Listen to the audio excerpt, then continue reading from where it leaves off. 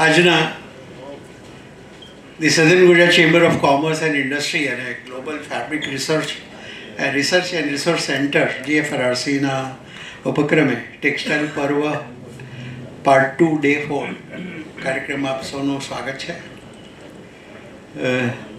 વધુ સમય ન લેતા આજના આપણા કાર્યક્રમના ઉપસ્થિત રહેલા ચેમ્બર ઓફ કોમર્સના immediate past president Shri Vijaybhai Mewala સાહેબને વિનંતી કે ઔપચારિક એમનું પ્રવચન કરે. Thank you. Good evening everybody. આજે ચોથા દિવસના ટેક્સટાઇલ પર્વમાં આપ સર્વેનું હાર્દિક સ્વાગત છે. મંચ પર ઉપસ્થિત માનનીય મહેમાન શ્રી જીતુભાઈ વખારિયા અને અમારા વડીલ છે. ટેક્સટાઇલ ઇન્ડસ્ટ્રીમાં ડાઇંગ ક્ષેત્રે ભીષ્મ પિતા કહી શકાય એમને. મારા મિત્ર અને ચેમ્બરના માજી પ્રમુખ શ્રી આશીષભાઈ ગુજરાતી, અમારા GFRCCના કો ચેરમેન શ્રી અમરીશભાઈ ભટ્ટ, તેમજ અહીં આપ સર્વે પધારેલા ઇન્ડસ્ટ્રીના મિત્રો. ટેક્સટાઇલ પર્વ દર વર્ષે કરવામાં આવતું હોય છે, તો આ વર્ષે કંઈક અલગ છે. આ વર્ષે સતત વીકમાં બધા જ દિવસ 6 દિવસ ટેક્સટાઇલ પર્વ રાખવામાં આવ્યું છે. ગયા વર્ષે અમારા ટેન્યુરમાં ઓલ્ટરનેટ ડે રાખવામાં આવ્યું હતું, પરંતુ એવું કહેવાય છે કે આજે અમે સીટેક્સ એક્ઝિબિશન કર્યું, તેમાં એટલું પબ્લિક આવ્યું, લગભગ 2000 થી 2500 કરોડની લીડ મળી છે. વોટર જેટ છે, એરજેટ છે, કા પછી રેપિયરમાં. અને જે 2028 સુધીમાં જે મશીનો ઇન્સ્ટોલ થવાની જે ગણતરી, દરેકની ગણતરી હોય, સરકારની હોય, ચેમ્બરના અમારા લોકોની હોય કે આટલા વર્ષમાં, એક વર્ષમાં આટલા મશીન આવે છે, તો 2028 સુધીમાં જે સંખ્યા મશીનની થવાની હતી તે અત્યાર સુધીમાં ઓલરેડી ઇન્સ્ટોલ થઈ ગઈ છે. આટલા બધા ટેક્સટાઇલ પાર્ક બને છે, PM મિત્રા પાર્ક બને છે, અને આજે 4 થી 4.5 લાખ રૂપિયા હજુ બી કન્વેન્શન લૂમ ચાલે, સંખ્યા હજુ બી કન્વેન્શન લૂમ ચાલે છે, અને 1,50,000 ઉપરાંત ઓટોમેટિક લૂમ્સ ચાલી રહ્યા છે આપણી ત્યાં. ધીરે ધીરે કન્વેન્શન લૂમ ઘટતા જાય છે અને ઓટોમેટિક લૂમ્સ વધતા જાય છે. અને એ લૂમ્સ જ્યારે વધતા હોય ત્યારે સ્વાભાવિક છે કે નોલેજની જરૂર હોય, જાણકારીની જરૂર હોય, કે બાજુવાળો મશીન નાખે છે ને હું પણ નાખી દઉં એરજેટ, પણ એરજેટમાં શું બનાવવું ને બનાવીને ક્યાં વેચવું એ ખબર જ ના હોય. એટલે એની જાણકારી આપવા માટે ચેમ્બર કાયમ ચિંતિત હોય છે કે ટ્રેડ ઇન્ડસ્ટ્રીની માહિતી આપવી, ટ્રેડ ઇન્ડસ્ટ્રીનો વિકાસ કેવી રીતે થાય, અને જે આપણો વિકાસ છે ભારતનો 2028-29-30માં કે ભાઈ $3 ટ્રિલિયન ઇકોનોમી, અને 47માં 5 ટ્રિલિયન, અને 47માં વિશ્વ મહાગુરુ જે બનવાનો જે ટાર્ગેટ છે ભારતનો, એની પાછળ આ ઉદ્યોગો બહુ મોટો પાયાનો રોલ ભજવે છે. ટેક્સટાઇલ ઉદ્યોગ છે, ડાયમંડ ઉદ્યોગ છે, રિન્યુએબલ એનર્જી છે, એ ઉદ્યોગો બહુ મોટો રોલ ભજવતી હોય છે. અને એ ઉદ્યોગોને આપણે કેવી રીતે સ્ટેબલ કરીને કેવી રીતે વધારી શકીએ, તેને લઈને આ ટેક્સટાઇલ પર્વ થકી આપ સર્વેને માહિતગાર કરવા માટે. અને આ એક ફક્ત પ્રોગ્રામ પૂરતો પ્રોગ્રામ નથી. આ પ્રોગ્રામમાં તમને નોલેજ આપવા માટે અલગ અલગ વિષય પર અલગ અલગ દિવસોમાં, પહેલે દિવસ અમારા સિટીના ચેરમેન આવ્યા હતા, આજે આશીષભાઈ MMF પર બોલવાના છે, જીતુ કાકા સસ્ટેનેબિલિટી પર બોલવાના છે. એટલે નોલેજેબલ વ્યક્તિ અહીં આવતી હોય ને એનું નોલેજ જો શેર કરવાનું હોય ને આપ સર્વેને એનો લાભ મળતો હોય ને એ જાણ્યા પછી આપ એનો અમલ કરી શકો, તો અવશ્ય આપણા બિઝનેસમાં, આપણા શહેર, આપણા રાજ્ય, આપણા દેશનો ગ્રોથ નક્કી છે. અને કેવી રીતે આપણે આપણો ગ્રોથ કરવો. એટલે આ સેમિનારમાં આવ્યા પછી આખો સેમિનાર ચાલે તેમાં એક 2 વાક્ય કે 2 લીટી એવી હોય કે જે આપણે ટચ કરી જતી હોય ને જે આપણા બિઝનેસના ગ્રોમાં આપણે મદદ કરતી હોય. તો એને જ આધારે આ ટેક્સટાઇલ પર્વનું આયોજન કરવામાં આવે છે. અને ટેક્સટાઇલ પર્વ અમારા ચેરમેન GFRCCના અને ગ્રુપ ચેરમેન શ્રી મુંદ્રા સાહેબ આજે હાજર નથી, પણ એમને પણ એક તાળીઓના ગડગડાટથી વધાવી લેવા જોઈએ. એનું કારણ છે કે આ ઇનિશિયેટિવ એમનો છે, GFRCCનો છે, અને GFRCC એમનું બચ્ચું છે. એમને ઊભું કરેલું આ GFRCC છે, અને એમણે આ ઇનિશિયેટિવ લીધો ને એ શૃંખલા, જે ટેક્સટાઇલ પર્વની શૃંખલા આટલા વખતથી ચાલી આવી છે ને એ જળવાઈ રહી છે, ને અગાઉ બી જળવાઈ રહેશે, અને આપ લોકો એના થકી નોલેજ મેળવો એવી હું વિનંતી કરું છું. ફરીથી આપ સર્વેનું આ પર્વમાં હું હાર્દિક સ્વાગત કરું છું. આભાર. જય હિન્દ, જય જય ગરવી ગુજરાત. Thank you Vijaybhai.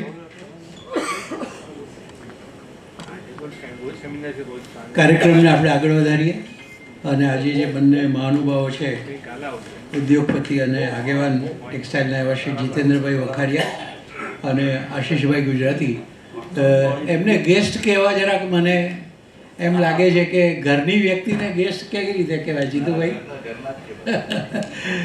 પરંતુ એક ફોર્માલિટી છે, તો બંને મહાનુભાવોના ગેસ્ટ નથી કહેતો, એમને પ્રસંગોચિત પુષ્પા એનાથી સ્વાગત કરવા માટે હું વિનંતી કરીશ, અને મંચ પરના સૌ મહાનુભાવોને આગળ આવવા વિનંતી.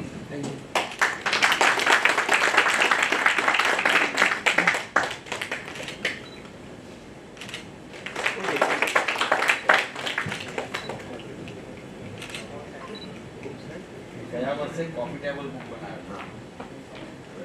1940 થી લઈને જે પ્રેસિડેન્ટો બની ગયા તે મારા સુધી, એટલે હું પ્રેસિડેન્ટ હતો.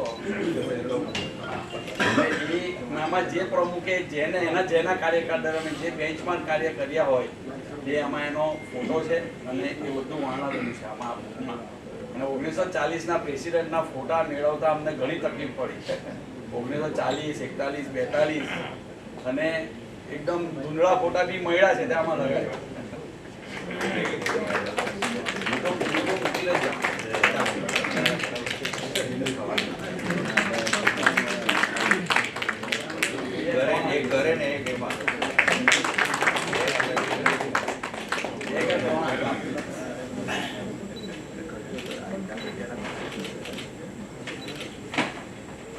આપણી પ્રાચીન પરંપરા અનુસાર મહેમાનોનું ફૂલોથી સ્વાગત કર્યું. આજના આ કાર્યક્રમના જે મુખ્ય વક્તા છે શ્રી જીતેન્દ્રભાઈ વખારિયા, મને એવું લાગે છે કે સુરત શહેરમાં જીતુભાઈ વખારિયા સાહેબની ઓળખ આપવી એટલે સૂર્યને અરીસો બતાવવા જેવું કામ છે. જીતુભાઈને કોણ નથી ઓળખતું? બધા જ ઓળખે છે. એમની બ્રીફ ઇન્ટ્રોડક્શન આપું તો પોતે બરોડાથી બીટેક્સ કેમિસ્ટ્રીમાં કર્યું અને ટેક્સટાઇલ 11 સબ્જેક્ટ્સમાં કરીને આઈ થિંક 51 વર્ષ પૂર્વે જોડાયા છે જીતુભાઈ. 51 વર્ષ થઈ ગયા એને. તો 51 એટલે અડધી સદી થઈ ગઈ, તો બધાએ તાળી પાડવી જોઈએ.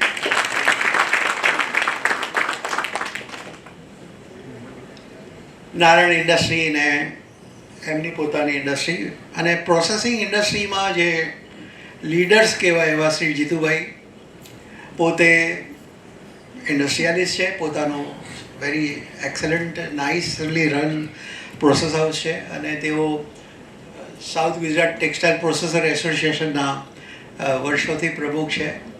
એમનું પરિવાર એ નેરો ફેબ્રિક સાથે જોડાયેલું છે. અને હમણાં આશ્ચર્યજનક વાત કરેલી કે એમના પરિવારના દીકરાને બધા જે નેરો ફેબ્રિક્સનું પ્રોડક્શન કરે, they are leader in Surat.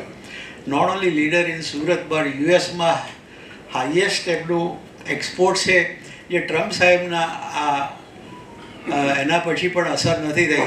તો જીતુભાઈ ખરેખર પ્રેરણાને લાયક વ્યક્તિ છે. એમના પરિવાર પાસેથી આપણે ઘણું શીખવા જેવું છે. આ જીતુભાઈ પ્રોસેસ હાઉસની સાથે સંકળાયેલા છે, પ્રોસેસર એસોસિએશનના પ્રમુખ છે.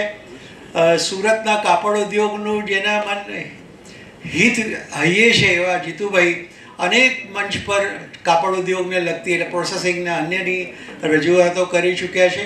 અને મારો અંગત એમની સાથેનો અનુભવ કહું તો પત્રકારત્વમાં હું 80માં સુરત આવેલો ટાઈમ્સ ઓફ ઇન્ડિયા, ત્યારથી હું જીતુભાઈના ક્લોઝ કોન્ટેક્ટમાં આવું છું. ખૂબ જ વિનમ્ર વ્યક્તિ, સોફ્ટ સ્પોકન અને મુદ્દાસરની વાત કરવાની અને ટુ ધ પોઈન્ટ વાત કરવા માટે જીતુભાઈ જાણીતા છે.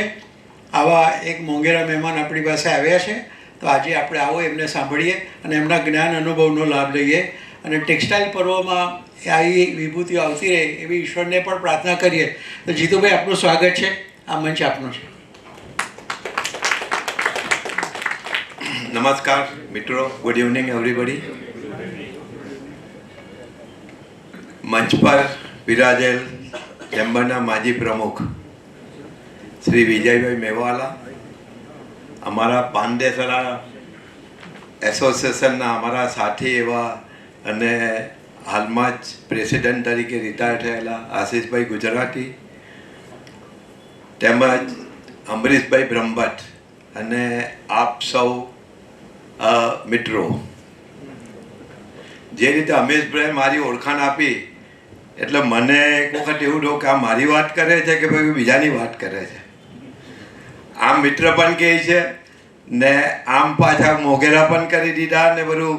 એટલે મને એક્ઝેક્ટ સમજ નહીં પડી. પણ આપણે છે ને બ્રાહ્મણ હંમેશા છે ને હોશિયારમાં હોશિયાર જો કોઈ તો બ્રાહ્મણ હોય ને એમને બહુ સવાલ પૂછવાની. કારણ કે કથા કરતા હોય ને ત્યારે તમે હું શ્લોક બોલ્યા એ નહીં, ચંદનવાળું ફૂલ ચરાવી દો એટલે ચરાવી દેવાના. એવા અમારા અમરીશભાઈ.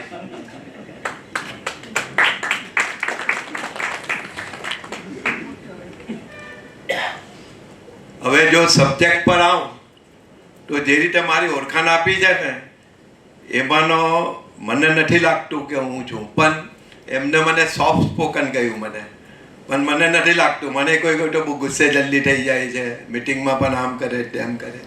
પણ હંમેશા જ્યાં સાચી વાત હોય ને ત્યાં પછી જરાક પણ સ્લો થવાની જરૂર નથી ને જરાક પણ આપનો અવાજનો ટોન નીચો નહીં કરવો જોઈએ.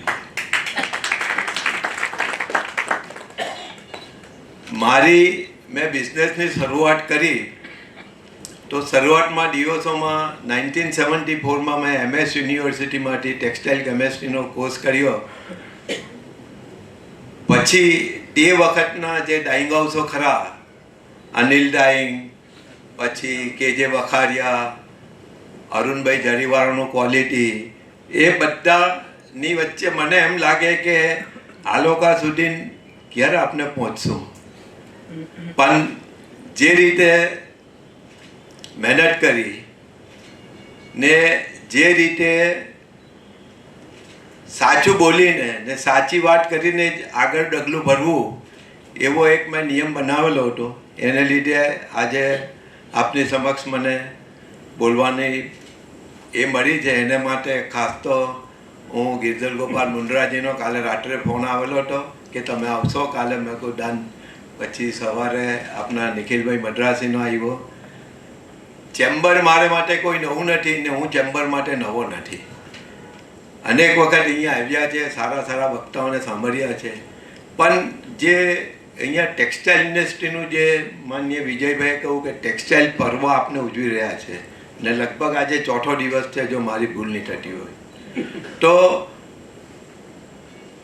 ગેઝરભાઈએ કહું કે જીતુભાઈ તમે કંઈ પણ બોલજો પણ આવો તમે. મેં કહું ભાઈ હવે કંઈક પણ બોલવું એટલે તમને શું સાંભળવું છે, તમને શું સમજવું છે ને એવું હું બોલું તો એનો કંઈ અર્થ થાય. પછી થોડી ચર્ચા કરી, એમ તેમ કરી, એટલે મને એવું થયું કે આજનો જમાનો જે છે ને બહુ કોમ્પિટિટિવ છે ને એમાં સસ્ટેન રહેવું એ ખરેખર બહુ ડિફિકલ્ટ છે.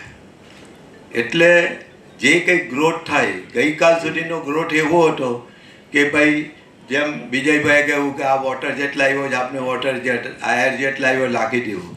પણ હવે એ આંધળી દોડ ચાલવાની નથી. તમે કોઈ પણ વસ્તુ તમે પ્લાનિંગ કરતા હોય તો ઇનિશિયલ કોસ્ટ કેટલી છે, એનો કેટલો ઓપરેશન મેન્ટેનન્સ લાગશે, એના બીજા કેટલા ખર્ચા લાગે. પછી આપણે કહે કે ના પેલો લાખેલું છે ને કમાઈ જ છે ને આપણે પણ કમાવું. હવે એ દિવસ નથી, ફ્લુકના દિવસ નથી. હવે જ્યારે 2012માં હું સાઉથ ગુજરાત ટેક્સટાઇલ પ્રોસેસ એસોસિએશનનો હું પ્રમુખ બન્યો, ત્યાર પછી ઘણી બધી ચેલેન્જો આવી કે મેં ઉપાડી. તે વખતનું જે સાચું હોય તે. પણ કોઈ પણ વસ્તુમાં આપણે ગ્રો કરીએ ને, જો એના ગ્રોમાં આપણે નીચેથી મૂળમાંથી મજબૂતાઈ નહીં હોય ને તો એનો ગ્રો થવાનો નથી. ગઈકાલ સુધી એવું હતું કે ઇકોનોમી સરકારની ટોપ લિસ્ટમાં હતી. હવે આજે ઇકોનોમી બાજુ પર થઈ ગઈ, અત્યારે ઇકોલોજી જોઈએ છે કે તમે પ્રદૂષણ કરશો તો બિલકુલ કોઈ એક જરા પણ નહીં ચલાવી લેશે. પહેલાં તો એવું હતું કે ભાઈ અમે શીખીએ છીએ, આ કરીએ છીએ. 1981માં એક પણ અહીંયા એફ્લુએન્ટ ટ્રીટમેન્ટ પ્લાન્ટ નહીં હતા. હવાના કોઈ કાયદા પણ ત્યાર પછી બધા આવ્યા. પહેલાં 600 mm, પછી અત્યારે 150 SPMની લિમિટ છે. તે રીતે કોમન એફ્લુએન્ટ ટ્રીટમેન્ટ પ્લાન્ટની પણ તે જ પરિસ્થિતિ હતી.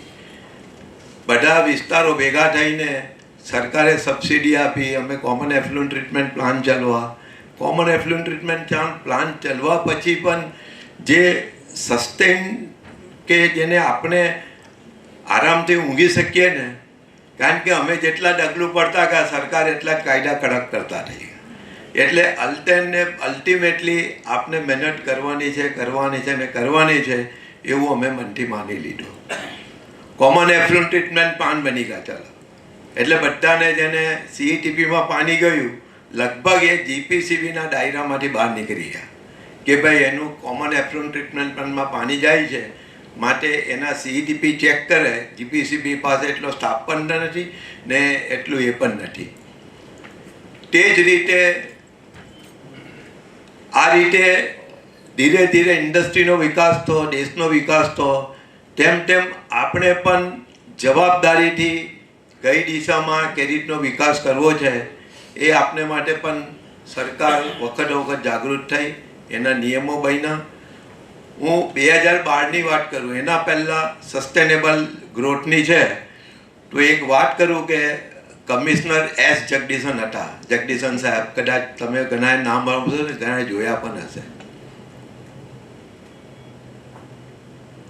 એકવાર એવું થયું કે મારે સંબંધ સારા હતા, એટલે રવિવારે મારી ફેક્ટરી પર આવ્યા એ ને હું તો એક્સપેક્ટ નહીં કરતો હતો. એટલે મારું આમ પેલું કાચવાળો બર્નર, મેં આઈ કમિન, મેં જો આ તો જગદીશન સાહેબ, તમે મગુનાના સાહેબ. હું તો ઊભો થઈ ગયો, બેસાઈ રહીને આ તે કરીને બેઠાને કહે પણ તમારું કામ બતાવો. પછી એને જે રીતે ક્વેશ્ચનરી કરી, તે વખતે ટ્રાન્સપોર્ટ ગોડાઉનની જગ્યા છે ને ખાલી હતી, જ્યાં આજે મિલેનિયમ માર્કેટ છે. એ ત્યારે સુરત મ્યુનિસિપલ કોર્પોરેશનની પ્રોપર્ટી ને તે એમની કેટલી કિંમત લેવી જોઈએ તેની એક્સરસાઇઝ કરવા માટે મારી પાસે આવ્યું. અમને પૂછ્યું, લાવો એક કાગળ આપો. કાગળ લીધો મેં ને ચાલો બોલે તારે ટેક્સટાઇલ માર્કેટમાં કા દુકાન છે, અહીંયા છે, શું ભાવ છે, આ છે, તે છે, કન્સ્ટ્રક્શન કોસ્ટ કેટલી આવે, આટલી આવે. પછી એલિવેશન કે જેને એને એટ્રેક્ટ કરવું કે પેલું શું કહીએ ને તેની કેટલી કોસ્ટ, એમ કરીને એને ગઈનું ને તો એને કહું કે હું તો આ તો મફત જ ભાવ આપી દેતો. જે 45 કરોડ રૂપિયામાં આપવાની જે જગ્યા હતી તેને 220 કરોડ રૂપિયામાં મિલેનિયમ માર્કેટવાળા પાસે વેચેલી એને. ને તે દિવસથી મારે ને એને સંબંધ સારો. તે દિવસે આ એટલો ખાતર વાત કરું છું કે તે દિવસે મારી ફેક્ટરી પર આવ્યા એટલે પાંડેસરામાં જનરલી પાણી ધીરે ધીરે સોલ્ટી થઈ ગયું, ખારું પાણી થઈ ગયું. મારી ફેક્ટરીમાં એમને ટેન્કર જતું જોયું ને બહાર નીકળતું જોયું. 3-4 દિવસ મને રાતના 10, 10:30 વાગે, 11:45 વાગે, એ મોસ્ટલી રાતના 10:30, 11 વાગ્યા પછી જ ફ્રી થાય. એનો ફોન આવ્યો મારી ઉપર કે આ તમે પાણી ટેન્કરથી કેમ લો છો? એમ કે આપની પાસે તાપ્તી રિવર છે, આવો મોટો ઉકાઈનો ડેમ છે, કાયમ આપના નદીમાં પાણી રહી, હું તમને આપું તો. અને મેં કહ્યું સાહેબ આ તો બહુ સારું કહેવાય.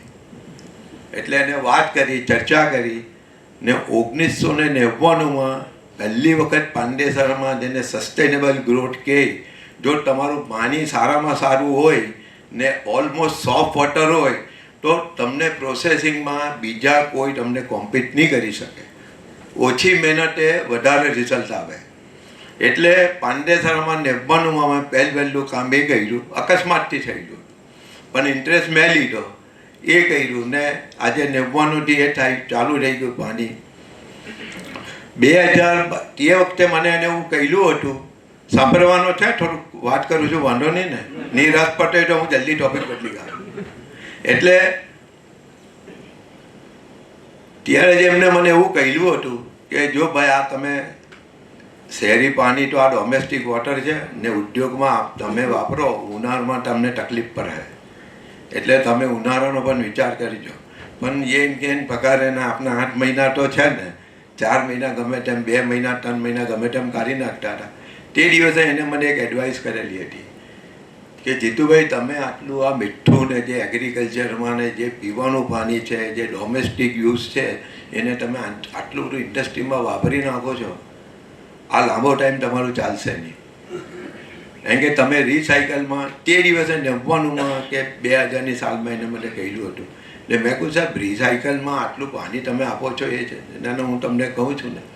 તે દિવસે આજના એક STP હતો, સુએઝ ટ્રીટમેન્ટ પ્લાન્ટ, એમાંથી મેં પરફેક્ટ ટ્રીટ કરાવીને હું 3 કે 4 ટેન્કર મેં મારી ફેક્ટરીમાં પાણી વાપરેલું. તે વખતે મારા માઇન્ડમાં હતું કે ભાઈ ગમે ત્યારે પાણી નહીં મળે ને તો આપણે આ રિસાયકલ પાણી વાપરવું, એવું મેં હોમવર્ક કરેલું હતું. 2011-12માં ખૂબ તકલીફ પડી, એટલે અમે તે વખતે આઈ થિંક અપર્ણા મેડમ હતા કે MK દાસ સાહેબ હતા, મને એક્ઝેક્ટ યાદ નથી. એટલે અમે લોકોએ આનું કહ્યું કે ભાઈ અમે રિસાયકલ પાણી તમે અમને આપો. એટલે આ લોકો અધિકારીઓ કે ભાઈ આમ છે ને તેમ છે ને, કે ભાઈ આ બીજી જવાબદારી કા તમે આપો છો? એક તો તમે પાણી આપતા અમે થાક્યા છે, શહેરમાંથી બૂમ પડે આ કરે. એટલે મેં કહું સાહેબ, જો રિસાયકલ પાણી વાપરીએ તો એનો પરમેનન્ટ ઇલાજ આવે. ઉકાઈમાં પાણી હોય કે નહીં હોય, તમારા દરેક જણના ઘરમાં પાણી પહોંચવાનું જ છે, એ નિશ્ચિત છે. પાણી પહોંચ્યું એટલે એને જો હું રિસાયકલ કરીને ઉદ્યોગમાં વાપરું તો મને પણ પાણી નિશ્ચિત મળશે. નિશ્ચિત પાણી મળ્યું એટલે મારી સસ્ટેનેબિલિટી થઈ. એટલે 2012માં અમે લોકોએ રિસાયકલ પાણી વાપરવાનું ચાલુ કર્યું. તે વખતે આપણા દેશના માન્ય વડાપ્રધાન શ્રી નરેન્દ્રભાઈ મોદી ગુજરાતમાં મુખ્યમંત્રી હતા. એટલે તે વખતે એમને મેસેજ આપેલો હતો કે ભાઈ આ ભારતમાં પહેલી વખત ઉદ્યોગોમાં રિસાયકલ પાણી તમે લોકો વાપરો છો, તો મને રસ છે કે મને ઉદ્ઘાટન કરવા બોલાવજો. પણ પછી અમે લોકો ટ્રાયલ ચાલુ કરી, એ કર્યું સાહેબ, તો એની ઉડાન બહુ ઊંચી હતી, એટલે અમે લોકોએ એમ જ ચાલુ કરી દીધું. ને 2013માં પહેલું અમે એવું કામ કર્યું કે આખા ભારત વર્ષમાં કોઈએ નહીં કરેલું હતું. અમે GIDC પાંડેસરમાં રિસાયકલ પાણી 40 ml વાપરું, બીજા 40 ml અમે એગ્રીમેન્ટ કર્યો, 80 ml વાપરું ને અમને 100 ml પાણી જોઈએ, તેમાં 80 ml જો અમને આ જ પાણી મળી જતું હોય તો પાંડેસરાનો ઉદ્યોગ કોઈ પણ પાણી વગર વલખા મારે. પહેલી વખત અમને જે સસ્ટેનેબલ કોને ગ્રોથ, તેનું આ મારું પહેલું પગલું. ત્યાર પછી 2015 કે 16માં ટેક્સટાઇલના જેમ કહો ને ભીષ્મ પિતામહ આપણે હતા પણ નહીં, કારણ કે બહારની સૈયા પર ઉગવું પડે, આપની તાકાત નથી કલયુગમાં. એટલે દિલ્હી મને બોલાવેલો હતો ને મારે ટેક્સટાઇલમાં શું છે, કેવો ગ્રોથ છે, આ છે તે છે, એના પર ચર્ચા કરવાની હતી. એટલે પહેલા સેશનમાં બધા VVIPઓ, જાપાનથી કોઈ આવેલું હતું, પછી ઓસ્ટ્રેલિયાથી કોઈ આવેલું હતું, આપણા ફાઇનાન્સ સેક્રેટરી, લેબર સેક્રેટરી બધા જ બેઠેલા હતા. એટલે તેની એમાં પહેલાં 10-10:30થી ચાલુ થયું, 1:30 વાગે પછી ક્વેશ્ચન આન્સર હતો, એટલે અમારે લખીને આપવાનો. એટલે એ ચર્ચામાં એ લોકો એક જ વાત કરી કે ભાઈ અમે પૈસા પુષ્કળ આપવા બધા તૈયાર છે, તમારા કોઈ એસોસિએશન કે તમારું કોઈ ઓર્ગેનાઇઝેશન અમારી પાસે પૈસા માંગવા આવતું જ નથી. તમે લોકો બહુ નિષ્ક્રિય છો, જાણે જે મને સીધો આરોપીના પિંજરમાં મૂકી દીધેલો. મને એવું લાગ્યું. જેવો અમારો લંચ આવર પૂરા થયા ને ક્વેશ્ચન આન્સર કર્યા, એટલે મેં કહું કે I will not give you in writing, I will discuss 1-to-1 with you. એટલે પેલા લોકોએ કહ્યું કે આસ્ક મી યોર ક્વેશ્ચન. એટલે મેં એને પહેલું જ કહું કે ભાઈ હું સુરતમાં રહું છું ને હું ગમે ત્યાં મંદિરે જાઉં છું, તો કોઈને હું જરાક પણ પૈસા આપું છું ને તો પાછળ બીજા 10-25 છેલ્લે હું ગાડીમાં બેસી જાઉં તો ટીક ટીક કરે. આપનો દેશ એવો છે ને જો તમે લોકો પૈસા આપવા બેઠા છો ને અમે કોઈ આવતા નથી ને મિકેનિઝમમાં તમારા તરફથી કોઈ તકલીફ હોય એવું લાગે છે, મેં પહેલો બ્લન્ટલી બધાની વચ્ચે કહી દીધું કે અહીંયા બધાને પૈસા મળે છે. એક બિચારી સામાન્ય ગરીબ માણસ પણ જો એ ગાડી પાછળ દોડતો હોય તો ગમે ત્યાં તમારું કોમ્યુનિકેશનનો એ છે. તે દિવસે મારું કામ એ લોકોએ મારું નામ ને મારી વાત બહુ ગંભીરતાથી લીધી ને ત્યાર પછી 2017-18-19 પછી કોરોના આવ્યો. ત્યાં સુધીમાં અમે ESL લેબર મિનિસ્ટ્રી બધા અમે લોકો અહીંયા ઉતારી દીધા ને જેટલી પણ JEF5નો સરકાર એક પ્રોગ્રામ લાવ્યો.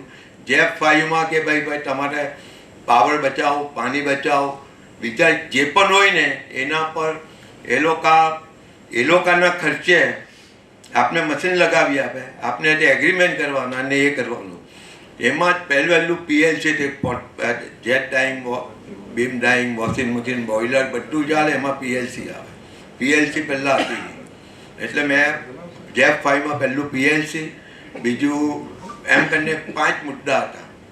5 મુદ્દામાં આટલી જે મેં એ કરીને તમે નહીં માનો, આજે ઇન્ડસ્ટ્રીની અંદર જે બીમ ડાઈંગ કે જેટ ડાઈંગ મશીન કે બોઇલર ઓટોમેટિક ભાગ્યે જ કોઈ બોઇલર હશે ને સાબિત કરી બતાવ્યું. તે જ વખતે એ લોકોને 100-200 લાગશે એવું લાગતું હતું. મેં 2000 ત્યારે PLC લગાવડાવી. બેક ફાયર પેલું, પછી પરમેનન્ટ મેગ્નેટ મોટર, પછી સ્ક્રૂ કોમ્પ્રેસર, જેટલી બધી મેં કરાવીને બધી વેપરી આજે હું સ્ક્રૂ કોમ્પ્રેસર એ પણ અહીંયા 1000 થી 1500 લાગેલા છે. સ્ક્રૂ કોમ્પ્રેસર એટલે આપણે ગાડીમાં હવા ભરાવા જઈએ ને પેલું ઠપ ઠપ ઠપ ચાલે. હવે એ વારેઘડી બંધ થાય ચાલુ થાય. ઇન્ડસ્ટ્રીમાં અમારે ત્યાં 12 એવા લાગેલા હતા. મેં 12 કાઢીને એક 50 એનું ગણતરી કરીને કર્યું. પહેલે જ મહિને મને 5000 રૂપિયાનું મને એક જ દિવસમાં મને ફાયદો થયો. આ વાત જ્યારે તે વખતે લેબર મિનિસ્ટર હતા નીતિન ગડકરીજી ને એ ત્યાં મને પેલું પ્રોગ્રામ સક્સેસ ગયો એટલે બોલાવ્યો ત્યાં. પછી બોલવાનું કહ્યું મને એટલે મેં કહું વારું કંઈ નહીં બોલું.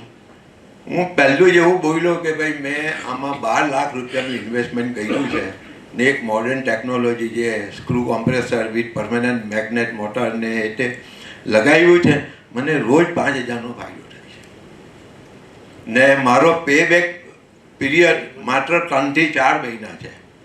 તે નીતિન ગડકરીજી એકદમ વિચાર કરતા થઈ ગયા કે આટલું બધું કેવી રીતે. એટલે એને મને અમે મિટિંગ પૂરી થઈ એટલે મને પૂછ્યું કે તમે 3-4 મહિનાનું કેવી રીતે કહો છો. મેં કહ્યું સાહેબ સિમ્પલ છે, મેં મારા રૂપિયા જેટલા જોઈતા 20% મારા, 80% એ લોકોના. ટેકનોલોજી બધું ટેકનોલોજી જે સપ્લાયર છે, મશીન છે, બધું એ લોકો આપવાના હતા. કહ્યું મેં મારા 20% છે.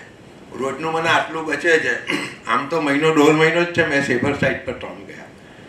જે ત્યારે મને નીતિન ગડકરી મને કહે કે યુ આર રિયલ બિઝનેસમેન ને તમારી જે વાત છે ને એને જલ્દી કેમ લોકોને એટ્રેક્ટ કરવા ને, એટલે તે વખતે એમને એવું કહું કે એક કામ કરો. તે વખતે આવા 12 સેક્ટર હતા. આખો ઓલ ઇન્ડિયામાં 12 સેક્ટર હતા કે તમે ત્યાં જઈને અપગ્રેડ કરો બધું. સુરતમાં આટલું કામ થયું ને તો એમને એવું કહું કે બાકીના 11 સેક્ટર છે ને એને તમે સુરતમાં જ મિટિંગ કરો ને. ત્યારે અમે સુરતમાં મિટિંગ કરી. 11 સેક્ટરોને સરકાર એના ખર્ચે બોલાવ્યા ને અમારે 2 દિવસની મિટિંગ ચાલી. મેં એમનું બધું બતાવ્યું. એટલે કહેવાનો મતલબ શું છે કે લીડર બનવું સારી વાત છે, પણ લીડર બનવું એ બહુ ડિફિકલ્ટ છે. કારણ કે હું જ્યાં હોય ને સ્પષ્ટ જ કહી દઉં. મેં તમને કહ્યું ને કે ભાઈ હું ગાડીમાં બેહું ડાકીને અહીંયા પાછળ લાઈન લાગે છે ને તમે કોઈ પૈસા લેવાવાળા નથી. મેં કહું મને આ વાત ઘરે ઉતરી નથી ને ગમે ત્યાં તમારાથી જ ખામી હોય. અમે તો બેઠા જ છે, લાવો ને મને પૈસા આપો ને તમે નહીં. એટલે તે દિવસે જે પણ ચોખ્ખી જ વાત કરું, ગમે ત્યાં સરકારમાં જાઉં ને ભાઈ સરકાર છે એનું માન મર્યાદા રખાય, પણ આપણે જે વસ્તુથી દુઃખી હોઈએ તેનું આપને થોડું દુઃખ તો સહન એટલું એક્સપ્લેન કરવું પડે. જીએસટીનો 2017 1 જુલાઈ 2017 જીએસટી આવ્યો. કદાચ હું નથી કહું, ઇતિહાસ લખાઈ ગયો આખો કે જો જીએસટીમાં પહેલું જો રિલેક્સેશન મળ્યું, જીએસટીમાં 2 વસ્તુ હતી. એક ગુડ્સ હતું, એ બધી સ્પેસિફિક એની ડ્યુટી હતી 5, 12, 18 ને 28. સર્વિસીસ એમાં ફિક્સ 18% હતા. અમે જે જોબ વર્ક કરીએ, તમે જે મજૂરીનું કામ કરો, એ બધું સર્વિસીસમાં આવે. મેં ત્યાં દિલ્હી પરફેક્ટ રજૂઆત કરીને 1 જુલાઈ 2017ના 2 વીક પહેલાં અરુણ જેટલીજી, હસમુખ અઢિયાજી CNBC પર લાઈ આવ્યા અને પહેલું એવું કહ્યું કે ભાઈ અમે ટેક્સટાઇલનું જે જોબ વર્ક છે ને તેમાં 18/5 કરીએ છીએ. એ પહેલી મોટી એચિવમેન્ટ કે જેને લીધે પણ એક જ વાત કે બ્લન્ટ જ કહી દઉં ને, મારી સાથે કોણ હતું?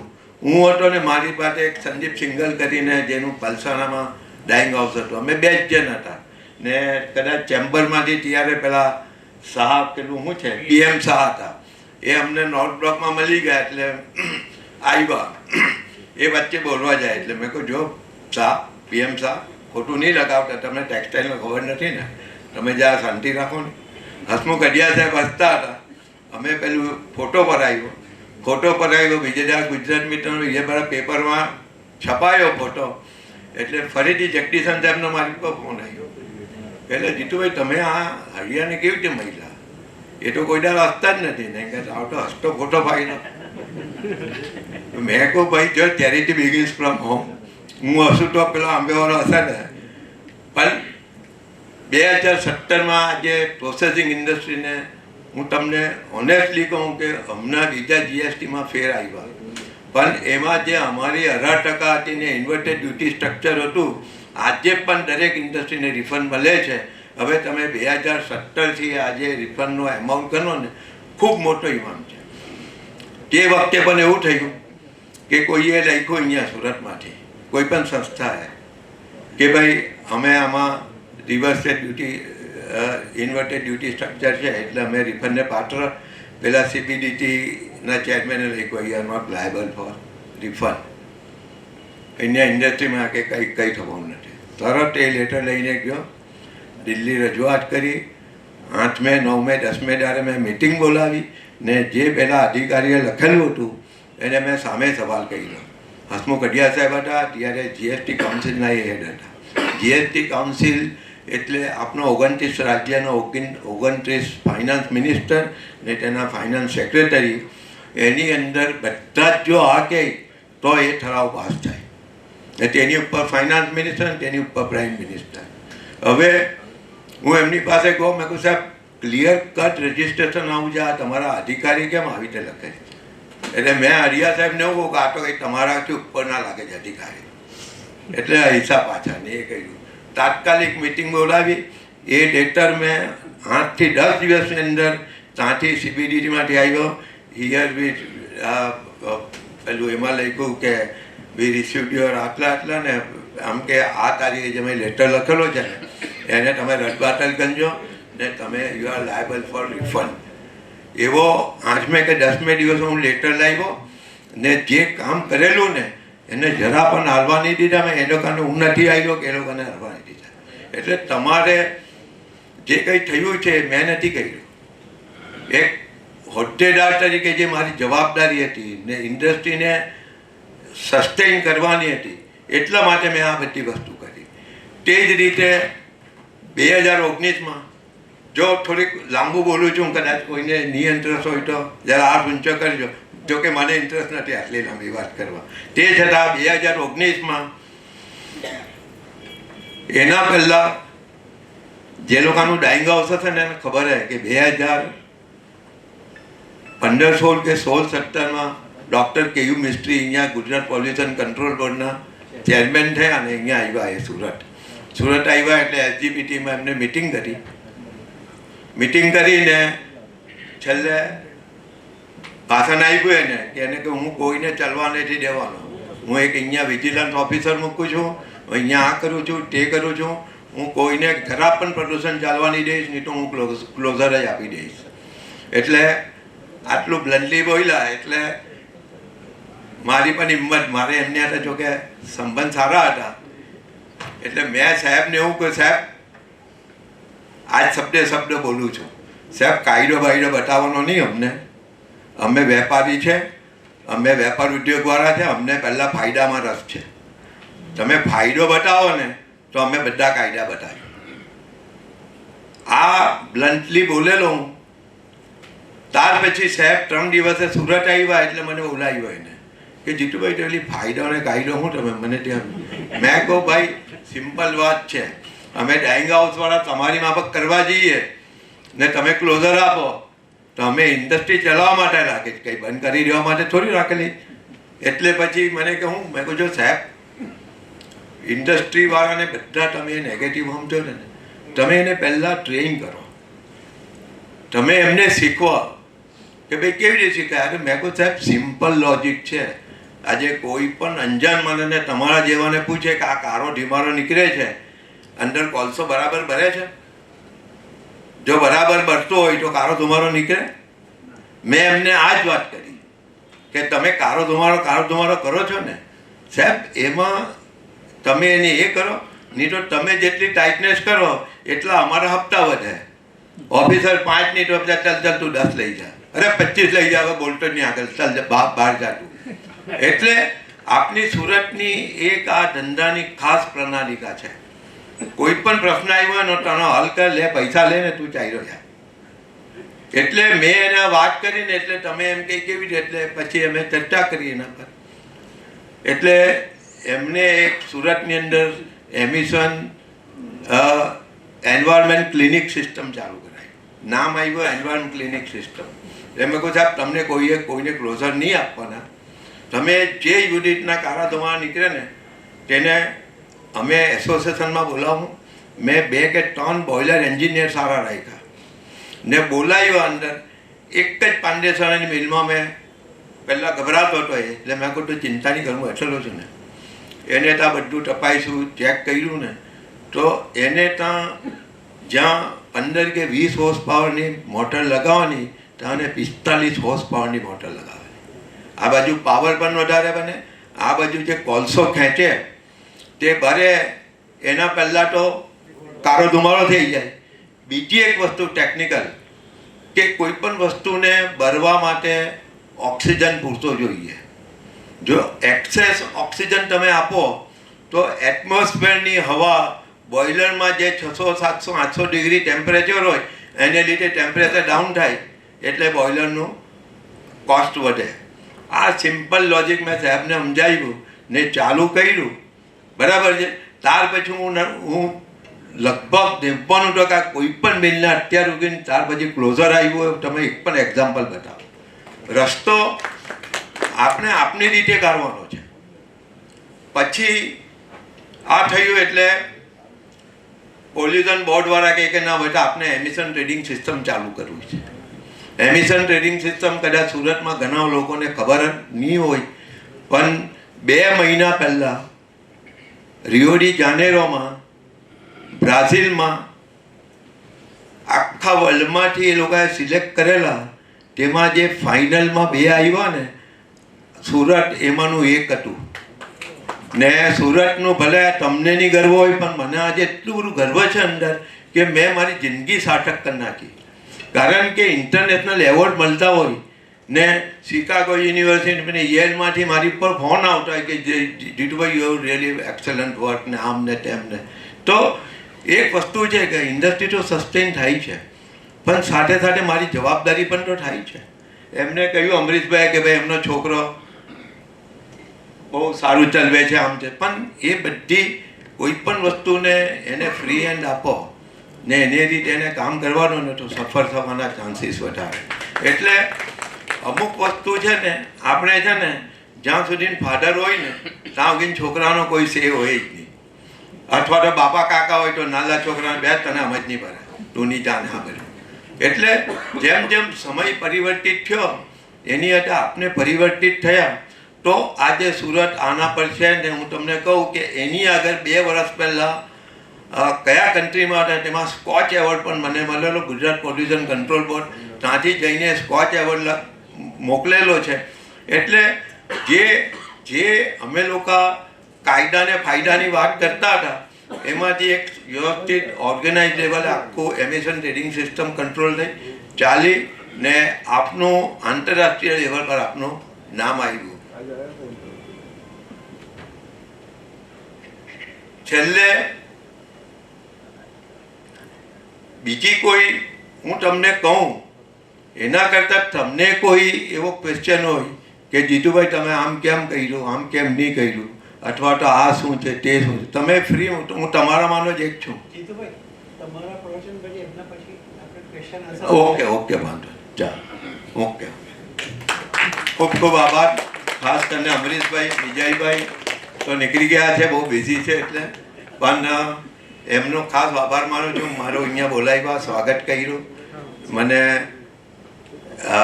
એનાથી સન્માનિત કર્યા. ફૂલ તો સોરી નથી એટલે પણ બુકે આપીને સન્માનિત કર્યા ને આપની સમક્ષ બોલવાનો મને આટલો ને એક મારે જે કહેવું હતું એ આપની સમક્ષ હું મને બોલવાની તક આપી એ બદલ આપ સર્વેનો, આયોજકોનો ખૂબ ખૂબ આભાર માનું છું.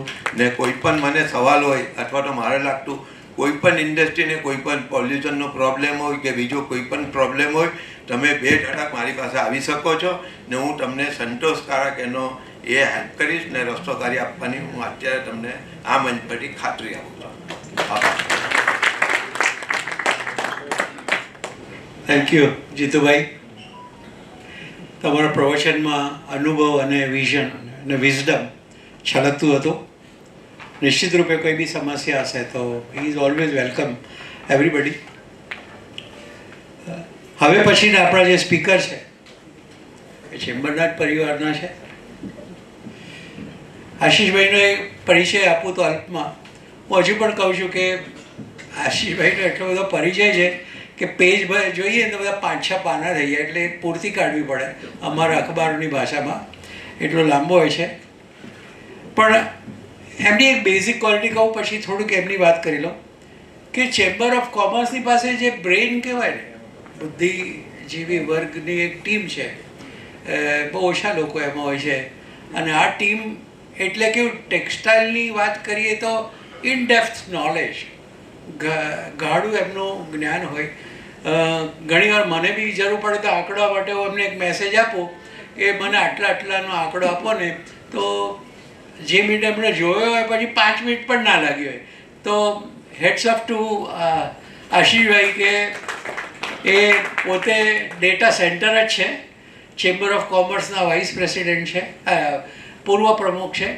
ચેમ્બરની કોર ટીમ જે છે આપણી ટેક્સટાઇલ રિલેટેડ એના પણ એ છે. અને પાંડેસરા જે વીવર્સની જે કોઓપરેટિવ છે એના પ્રમુખ છે. અને જે યાનની બેંક ને બધી જે એક્ટિવિટી કરી, ઇઝ અ પાયોનિયર ને ઘણા વીવર્સને ખૂબ મોટો એમનો લાભ મળ્યો છે, કાપડ ઉદ્યોગને અલબત્ત મળ્યો છે. એમ કહી શકું કે આશીષભાઈ અને બીજા 2-4 જણા છે ઓલવેઝ એમની એક બેગ કદાચ તૈયાર રાખતા હશે કે આવતીકાલે સવારે આપણે ગાંધીનગર જવાનું છે કે દિલ્હી જવાનું છે, અને ચેમ્બર કહી દે કે તમારી ફ્લાઇટની ટિકિટ બુક થઈ ગઈ, સવાર ગાડી આવી જશે. તો ખૂબ ખૂબ એમનો આભાર કે ચેમ્બર માટે ખડે પગે સેવા આપતા હોય છે અને પોતાના કદાચ કામો અને પરિવારને મૂકીને બી દોડતા હોય છે. આ આશીષભાઈ પોતે બેંગ્લોરમાં મિકેનિકલ એન્જિનિયરિંગનો અભ્યાસ કર્યો અને સુરતના કાપડ ઉદ્યોગમાં જોડાયા હતા અને ઘણી બધી સંસ્થાઓ સાથે જોડાયેલા છે. અને એમને વધારે સાંભળવા છે એટલે એમનો પેલો પરિચય થોડો ઘટાડી દઉં છું. પણ એમના માટે મને એક આનંદ છે કે હી ઇઝ અ પર્સન કે જે પ્રેસ સાથે સારા રિલેશન્સ હોય છે, બેસ્ટ, પ્રજા સાથેના સારા હોય છે, ઇન્ડસ્ટ્રી સાથેના હોય. ને અલબત્ત ચેમ્બર ઓફ કોમર્સની અંદર જે એડવાઇસ આપતું જે ગ્રુપ છે કન્સલ્ટેશન માટે, ઇઝ ઓલવેઝ અવેલેબલ એમાં. અને કોઈ પણ ઇન્ડસ્ટ્રીના ટેક્સટાઇલના માણસને કંઈ પણ સલાહ જોઈતી હોય તો એ આપતા હોય છે. તો let us welcome, please join your hands. અને આશીષભાઈને વિનંતી કરું કે મંચ તમારો છે અને તમારા અનુભવને શેર કરો. આશીષભાઈ. Thank you અમરીશભાઈ. આટલો મોટો પરિચય ઘરમાં ના હોય. Good evening everybody. મંચ પર બિરાજમાન અમારા વડીલ જીતુ કાકા, અમારે પાંડેસરામાં ખૂબ મેન્ટરશીપ લીધી છે મેં એમના નીચે, અને પડોશી પણ છે. અમારું ફેક્ટરી આજુબાજુમાં જ છે પાંડેસરામાં. GFRCના શ્રી કો ચેરમેન અમરીશભાઈ અને મારી વચ્ચે ઉંમરમાં ઘણો ફરક છે, પણ અમે ફ્રેન્ડ્સ છીએ. તો આજે આપણો જે ટોપિક છે manmade fibres, MMF in modern fashion, એટલે MMF manmade fibre, manmade fabric. એમાં પાછું performance, comfort and cost optimisation. એટલે આપણે MMFનો શું ફાયદો રહેવાનો છે એ વિશે વાત કરીશું. કારણ કે આજે આખું વર્લ્ડ જે છે તે 75% MMF વાપરે છે, 25% કોટન વાપરે છે. આપણા ઇન્ડિયામાં હજી રિવર્સ ટ્રેન્ડ છે, પરંતુ આપણે આખા ઇન્ડિયાનું 65% MMF બનાવીએ છીએ. તો એમાં હવે આપણે એને કેવી રીતે કેપિટલાઇઝ કરવાનું, એને કેવી રીતે આપણે એનો ગ્રોથ, જે વર્લ્ડમાં જે ગ્રોથ થઈ રહ્યો છે MMFમાં, એમાં આપણે કેવી રીતે ભાગીદારી મળે, એમાંથી આપણે કેવી રીતે વધારે પ્રોફિટ મળે, એમાં આપણે કેવી રીતે માર્કેટ કેપ્ચર કરવું, એ વિશે વાત થશે. ડેફિનેશન ઓફ MMF એટલે MMFમાં તો એક તો સિન્થેટિક પોલિએસ્ટર અને નાયલોન, અને બીજું આવે છે રીજનરેટેડ એટલે વિસ્કોસ અને મોડાલ. અને importance in the fashion industry એટલે MMFમાં જે ફેશન ઇન્ડસ્ટ્રી જે છે એનું ખાસું એવું મહત્વ છે. પરફોર્મન્સ એન્ડ કેરેક્ટરિસ્ટિક્સ એટલે આ જે એની જે ખાસિયત છે, high tensile strength, abrasion resistance, quick drawing property, dimensional stability. એટલે આ બધી જે પ્રોપર્ટી છે એટલે કે મજબૂત કપડું છે આપણું. તમે કપડાને બહુ ઘસીને વાપરો તો બી મજબૂત રહે છે, ઘસાતું નથી. ક્વિક ડ્રાઇંગ એટલે જલ્દી સુકાઈ જાય છે. અને ડાયમેન્શન પ્રોપર્ટી એટલે આપણે પહેલાં કહેતા હતા કે ભાઈ કપડાં ધોયા છો રોયા, વાંકું ચૂકું થઈ જતું હતું. એ બધું આપણા પોલિએસ્ટર અને MMFમાં થતું નથી. એ વસ્તુ MMFની બીજી આ કમ્ફર્ટ પ્રોપર્ટી એટલે આપણે કઈ રીતે આપણને કમ્ફર્ટ રહે છે. મોઇશ્ચર મેનેજમેન્ટ એટલે આજકાલ જે સ્પોર્ટ્સમેન જે કપડાં પહેરે છે, આજે તમે જેટલા બી T20 જોવો, વન ડે જોવો કે જે એ બધા ટી-શર્ટ બધા આપણા MMFમાંથી મળેલા છે. મોઇશ્ચર મેનેજમેન્ટ એટલે આપણે કોઈ બી સ્પોર્ટ્સ રમીએ તો ત્યારે પરસેવો બહુ થાય તો આપણે ડિહાઇડ્રેશન ને એવા પ્રોબ્લેમ આવે, ને એમાં બોડીના ટેમ્પરેચર બી રેગ્યુલેટ કરવું જરૂરી છે. તો એ આ MMFના ફેબ્રિક અને એના ગાર્મેન્ટથી થાય છે. બ્રીધેબિલિટી એડવાન્સમેન્ટ એટલે તમારે અંદર બી તમારે આપણા બોડીને હવાનું ટુ વે આવન જાવન થાય, એ આ બધું MMFમાં છે. પછી લાઇટ વેઇટ ઇન નેચર એટલે હલકું. આપણે તો ખાસ એ છે આપણે ફાઇનર ડેનિયરમાંથી કપડાં બનાવવામાં સુરત એક્સપર્ટ છે. આપણે કોઈને એમ કહીએ શરૂઆતમાં આપણે ત્યાં જ્યારે એરજેટ ને રેપિયર ને બધું ઇવન વોટર જેટ ઇન્સ્ટોલ થયેલા ને એની પર આપણે 20 ડેનિયર ને 30 ડેનિયર ચલાવતા હતા, તો જાપાનના કંપનીના ટેકનિશિયન અને ચાઇનાની કંપનીના ટેકનિશિયન બી એ લોકો આશ્ચર્ય પામતા. અને વોટર જેટ પર ખાસ કરીને આપણું જોઈને ચાઇનાવાળાએ 20 ડેનિયર ને 30 ડેનિયર ચાલુ કરેલું ચાઇનામાં, ને એમાંથી પછી ટ્વિસ્ટેડ ફેબ્રિક બનાવ્યા. બ્લેન્ડ્સ ટુ એન્હેન્સ ધ ટેક્ટાઇલ ફીલ એટલે આપણે પોલિએસ્ટર ને MMF જે છે એ તમારે કોટન સાથે બી ઇઝીલી બ્લેન્ડ થઈ જાય છે, અને લિનન સાથે પણ બ્લેન્ડ થઈ જાય છે. એટલે આ જે બધી પ્રોપર્ટી છે MMFની એના લીધે રહે છે, એડવાન્ટેજ રહે છે. હવે cost optimisation, lower production cost versus natural fibres. તમારે કોટન છે, લિનન છે, એ બધાની કોસ્ટ બહુ હાઈ છે. ઇવન પ્યોર સિલ્ક, આ બધું આપણી textile industry, clothing industry, garment industry શરૂ થયેલી પ્યોર સિલ્કથી. પ્યોર સિલ્કના આ બધા આપણા પર્યાય છે. ખાસ કરીને નાયલોનમાં બી તમે પ્યોર સિલ્કનું સબસ્ટિટ્યૂટ છે, વિસ્કોસમાં ફિલામેન્ટમાં પ્યોર સિલ્કનું સબસ્ટિટ્યૂટ છે. માસ પ્રોડક્શન એફિશિયન્સી કારણ કે એની યાર્નની સ્ટ્રેન્થ, યાર્નની પ્રોપર્ટી હાઈ સ્પીડ મશીન પર ચાલવાને લાયક છે. એટલે આપણે આરામથી માસ પ્રોડક્શન અને એફિશિયન્સીથી લઈ શકીએ mass production. Longer life cycle reduces replacement cost. એટલે મેં કહ્યું તેમ કે પોલિએસ્ટર કપડું ગમે એટલી ધોવો છો ત્યાં પહેલાં લાઈફ સારી મળે છે. આજે તમને કહું, હું હોમ ટેક્સટાઇલના બિઝનેસમાં છું, અને કોવિડ પછી આપણે જે પોલિએસ્ટર બેડશીટ, આપણે પહેલાં વિચાર બી નહોતા કરતા કે ભાઈ પોલિએસ્ટરની બેડશીટ વપરાય કે નહીં. તો જ્યાં જ્યાં ઠંડો પ્રદેશ છે એટલે USA અને યુરોપિયન કન્ટ્રીઝમાં પોલિએસ્ટર બેડશીટનું ચલણ બહુ વધી ગયું છે. કારણ કે કોટનમાં 10% મોઇશ્ચર આવે એટલે મોઇશ્ચરમાં બેક્ટેરિયા અને વાયરસ ગ્રો થાય, અને પોલિએસ્ટરમાં આપણા લગભગ 0.7% જેવું મોઇશ્ચર આવે. અને પણ એને બીજો એક એડવાન્ટેજ એ લોકોને મળ્યો કે લાઈફ સાયકલ બહુ મોટી છે. કોટન બેડશીટ ધારો કે 1 વર્ષ ચાલતી હોય તો આ 3 વર્ષ ચાલે. કોટન બેડશીટમાં તમે ધોવો એટલે પછી થોડા પીળા ડાઘા પડે, એ બધું આ પોલિએસ્ટર ને MMFમાં નથી હોતું. વર્સેટાલિટી રિડ્યુસીસ મટીરિયલ વેસ્ટ. એટલે વર્સેટાલિટી એટલી છે કે આપણે સમજો કે વેસ્ટેજ તમે જોવા જાઓ નેચરલ ફાઇબર અને સિન્થેટિકમાં તો વેસ્ટેજ ઘણું ઓછું છે. તમારે નેચરલ ફાઇબરમાં વેસ્ટેજ દરેક પ્રોસેસ પર વધી જાય છે. હવે એપ્લિકેશન ઇન ફેશન, આગળ કીધું તેમ sports wear, athletic wear, fast fashion garment, intimate apparel, outerwear and performance wear. હવે આપણે જે ફાસ્ટ ફેશન ગાર્મેન્ટની વાત કરીએ તો વિચાર કરો આપણે તો આ એરજેટ કેમ આટલા બધા ઇન્સ્ટોલ થાય છે. તમને એનું કારણ કહી દઉં કે ઝુડિયો, જેણે આખું કોટનને જે 1500 રૂપિયામાં કોટન ગાર્મેન્ટ સ્ટાર્ટ થતા હતા, એમાં જેન્ટ્સ ને લેડીઝ બંને, એણે સુરતમાં જ આપણે ત્યાં ફેબ્રિક ડેવલપ કરાવ્યું, મોનોનું બીમ અને વાણામાં સ્પન. એ જે કોટન ફિલ્ડનું ફેબ્રિક આપણા MMF પોલિએસ્ટરમાં ડેવલપ કરાવ્યું, અને એ જે 1500નું ગાર્મેન્ટ એના સ્ટોરમાં હવે 300 થી 500ની વચ્ચે વેચે છે. હવે ઝુડિયોએ ચાલુ કર્યું એટલે બીજી બધી બ્રાન્ડે ફોલો કરવું પડે કોમ્પિટિશનમાં રહેવા માટે. એટલે હમણાં આપણા એરજેટ પર આ ફેબ્રિક ખૂબ ચાલે છે.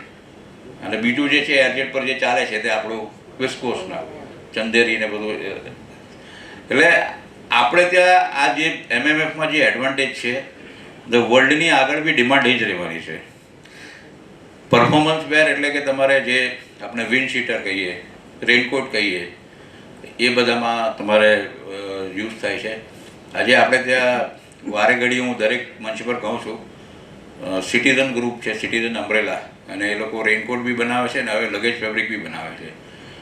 એ લોકોનું પ્રોડક્શન આખા વર્લ્ડમાં ટોપ 5માં આવે છે. ચાઇનાને બી ઓલમોસ્ટ બરોબર છે. જે છત્રી બનાવે છે ને એમાં લાર્જેસ્ટ મેન્યુફેક્ચર ઓફ અમ્બ્રેલા અને umbrella fabric in the world, એટલે one of the largest.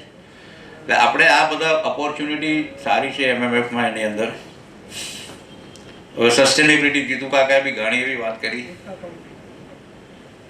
Recycling polyester, આપણે ત્યાં લગભગ 5 થી 6 પ્લાન્ટ થઈ ગયા છે. પેટ બોટલ, આજે બધી બોટલો છે ને, આમાંથી યાન બનશે ને આમાંથી પોલિએસ્ટર યાન બનશે, રિસાયકલ પોલિએસ્ટર યાન. પછી લો એનર્જી ડાઇંગ પ્રોસેસીસ, જે ડાઇંગમાં તો જીતુ કાકાએ ઘણું હવે લો એનર્જીમાં ઘણી બધી વાત કરી. એટલે આ બધા MMFના તમારે એડવાન્ટેજ છે. આપણે પહેલાં પાવર બી બહુ વાપરતા હતા, સ્ટીમ બી બહુ વાપરતા હતા, કોલસો બી બહુ વાપરતા હતા, ને પાણી, ખાસ કરીને પાણી બી બહુ વાપરતા હતા. એટલે એ બધું આ બધું આમાં પોસિબલ છે. કોટનમાં પોસિબલ નથી ઓછું કરવાનું. બાયોબેઝડ MMF, એટલે જે કંઈ બી આપણે કચરો પડે એમાંથી, ધારો કે વેસ્ટમાંથી જે બેસ્ટ થઈ શકે તે MMFમાં પોસિબલ છે. પણ ચેલેન્જીસ જે છે microplastics end of the life disposal. હવે એ તો આપણે કન્ટિન્યુઅસ રિસાયકલ કરતા રહેવું પડે છે. હમણાં જ આપણે કશે જોતો હતો કે ભાઈ આ પ્લાસ્ટિકવાળું અથવા તો સિન્થેટિક બી એને ખાઈ જાય એવા બેક્ટેરિયા કંઈ ડેવલપ કર્યા છે કે કોઈ કન્ટ્રીએ. એટલે એ તો એ ગમે ત્યારે બી ફ્યુચરમાં સોલ્યુશન આવી શકશે એનો.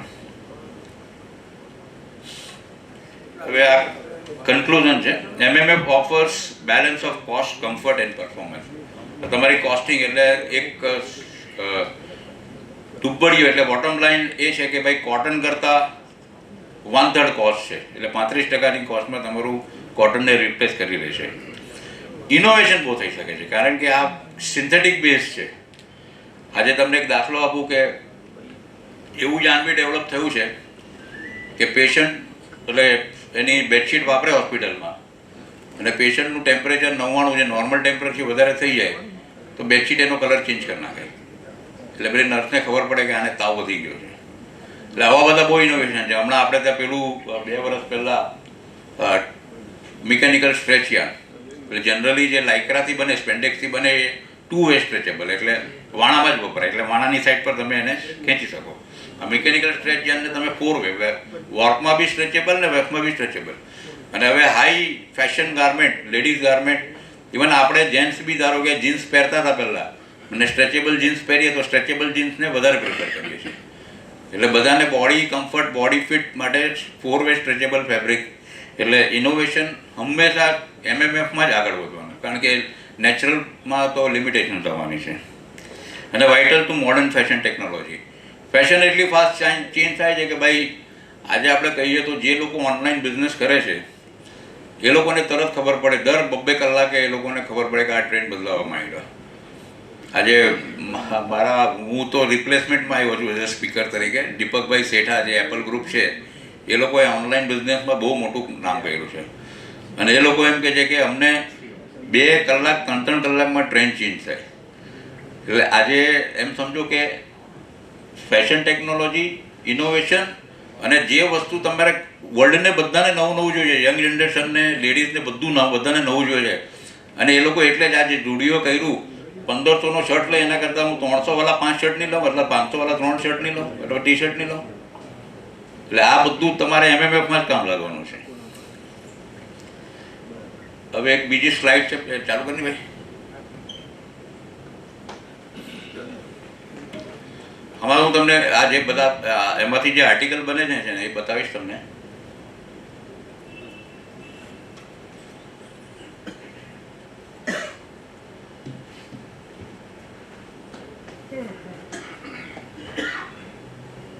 આ ટેકનિકલ ટેક્સટાઇલના જે લગભગ 12-13 સેક્ટર છે તે બધું જ MMFમાંથી બનશે.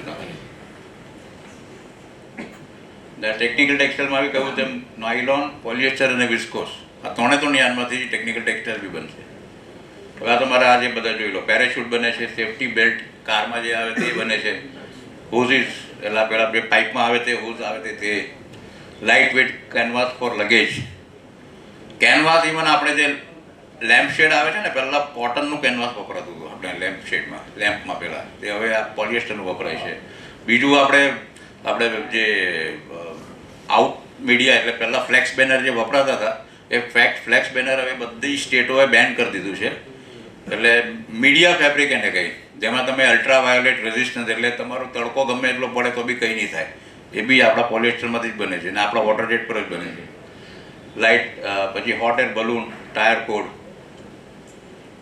આ પોલિએસ્ટરમાંથી આપણું જે ટાફેટા જે કહીએ, આજે મેં તમને રેઇનકોટ અને વિન્ડશીટરની બધી વાત કરીએ, ટાફેટા ફેબ્રિક છે. CEY ફેબ્રિક એટલે તમને સ્ટ્રેચેબલ જે કહ્યું 4 વે સ્ટ્રેચેબલ તે છે. ITY મિકેનિકલ સ્ટ્રેચ ફેબ્રિક, આ બધા એક જ ફેમિલીના આવે છે. ટાફેટા તમારે એની જે પ્રોપર્ટી છે, light wet fabric, variety high and women's apparel, plane fabric, smooth two touch and can be made from variety of different materials. આ CEY એટલે કવર્ડ ઇલાસ્ટિક યાન, એ બધા એ જ મિકેનિકલ સ્ટ્રેચ છે, સ્પેન્ડેક્સ છે, એ બધા ફેમિલીમાં આવે. ITY ઇન્ટરલોક ટ્વિસ્ટેડ યાન, એ બી તમારે વધારે ફંક્શનલ ફેબ્રિક છે, એમાં આ તમારે યુઝ થાય. આ તમને હોમ ફર્નિશિંગના પ્રોડક્ટ બતાવો. માઇક્રોફાઈબર બેડશીટ, આ પોલિએસ્ટરની છે. પછી આ ડુવેટ કવર, બધું પોલિએસ્ટરનું. પિલો કવર, એ બી પોલિએસ્ટર. આ શિયર કર્ટન, બ્લેકઆઉટ કર્ટન, આ બધું પોલિએસ્ટર MMF. શાવર કર્ટન, પહેલાં તમે હોટલમાં જતા હતા તો પેલા કંઈક એક્રેલિક ટાઈપ શાવર કર્ટન હતા, એ બી હવે આ પોલિએસ્ટરમાં 3 સ્ટારથી લઈને 7 સ્ટાર હોટલમાં એ જ વપરાય છે. કારણ કે એની લાઈફ બી સારી છે અને એસ્થેટિક લુક છે, લુકમાં બી સારું દેખાય છે. આ હોસ્પિટલ કર્ટન તમને આ દેખાશે, આવા ભૂરા કલરના, 100% આપણા વોટર જેટ પર બનેલું ફેબ્રિક છે. આ બેડ રનર, આ માઇક્રોફાઈબર બેડ સ્પ્રેડ, પછી આ પ્લીટેડ બેડશીટ, અમ્બ્રેલા, પછી raincoat, laptop bag. Laptop bag બી આપણા જે હાઈ એન્ડ ટાફેટા કહીએ એમાંથી જ બને છે. એટલે હું પ્રેસિડેન્ટ હતો ત્યારે આ બધા એકચ્યુઅલી આનું બધું જે એન્ડ પ્રોડક્ટ જે બને છે એ માર્કેટ બધું નોઈડા અને નોર્થમાં છે અને બેંગ્લોરમાં બી છે. એ લોકો સુરત આવેલા ત્યારે આપણે મિત્રા પાર્કની ચહેલપહેલ બહુ હતી કે ભાઈ અમારે સુરતમાં જ અમારા મેન્યુફેક્ચરિંગના યુનિટ નાખવા છે, કારણ કે અલ્ટિમેટલી ફેબ્રિક તો અમારે સુરતથી જ લેવું પડશે. એટલે માર્કેટ સુરત, આપણે પોતે આપણી શું પોટેન્શિયલ છે એ જાણવાની જરૂર છે, કેટલું માર્કેટ છે આપણી પાસે. એટલે આ વિસ્કોસ યાર્નમાંથી બી આ હોમટેક, મેડટેક, પ્રોટેક, ક્લોથટેક, ઇન્ડુટેક, એટલે આ તમારે વિસ્કોસ યાર્નમાંથી રગ્સ, બેડ લિનન, જે હાઈ એન્ડ એટલે કહેવાય ને માર્કેટ, એમાં તમારે બેડ લિનન એટલે ચાદર ચારસા બી વિસ્કોસમાંથી બને છે. Kitchen linen, table linen, floor furnishing, curtains બી વિસ્કોસના. ઓરિજિનલી આપણે પ્યોર સિલ્કના પડદા વાપરતા હતા, પછી વિસ્કોસ અને પોલિએસ્ટર. આ પ્રોટેક્ટિવ મેડિકલ વેરમાં બી વિસ્કોસને મોડલના બધા એ વપરાય છે. અને પ્રોટેક્ટ એટલે આ જે લોકો આવી રીતે કામ કરતા હોય, એવી રીતે આ તમારું હેવી વર્ક, બિલ્ડિંગને અને એના ગ્લવ્સ, પછી એના જે જેકેટ છે એ બધું બી આમાંથી બને છે. અને આ તમારે સ્પોર્ટ્સ ટેક અને ક્લોથ ટેક, યોગા છે, આ તમારું સાયકલિંગ એ છે, આ બધી જ વસ્તુ આપણે એમાં બને છે. આ tarpaulin, industrial application in isolation and filtering, advertising on billboard, banner to high performance outdoor gear. એટલે આ બધું તમારે, ને આ જ વસ્તુ તમારે આમાં પોસિબલ છે. Importance recycling textile. અને જીતુ કાકાએ રિસાયકલિંગનું બહુ સારું એક એ આપ્યું. મારી પાસે તમારી પરમિશન એક નાનો વિડીયો છે, તો બતાવી શકું?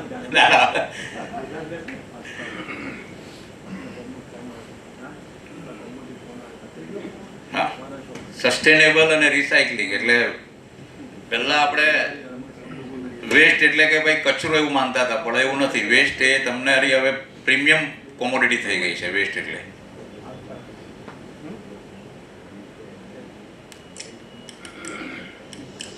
વોલ્યુમ કરજો.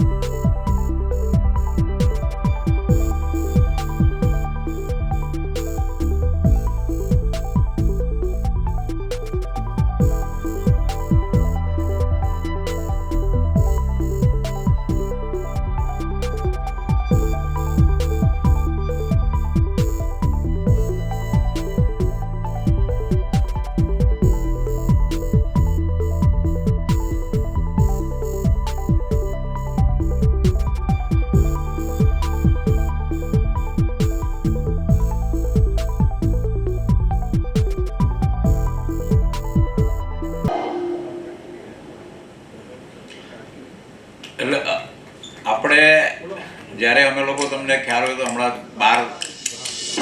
12મી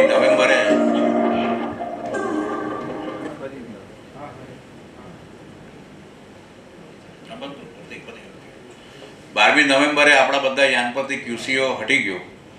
તો આ લોકો QCOને હટાવવા માટે બધા ડેટા માંગે આપણી પાસે કે ભાઈ તમે કેમ, કેટલું યાન જોઈશે, શું છે.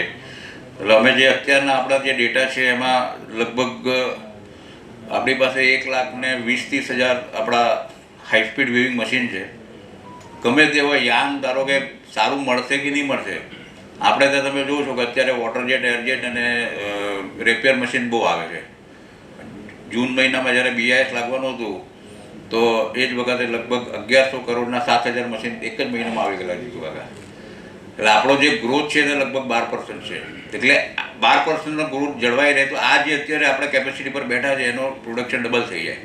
આપણે ધારો કે 6 કરોડ મીટર બનાવીએ છીએ તો 5 વર્ષ પછી 12 કરોડ મીટર સુરતમાંથી બનવાનું છે.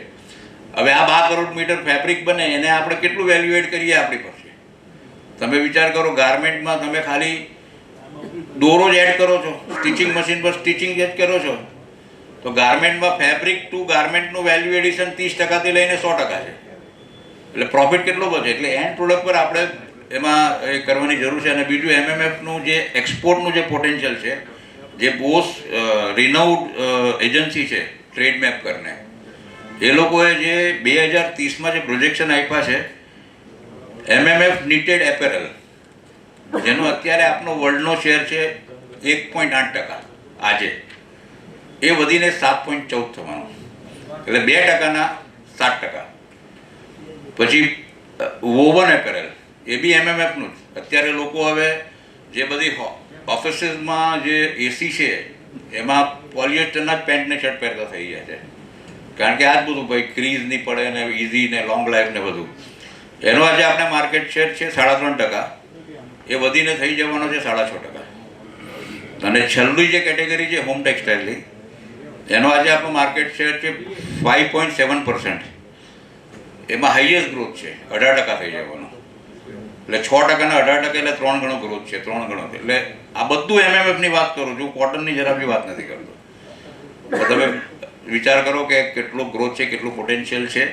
અને આ સોર્સ પાછો ટ્રેડ મેપ જ છે, એટલે બહુ રેપ્યુટેડ સંસ્થા છે, એને આ પ્રોજેક્શન આપ્યું છે.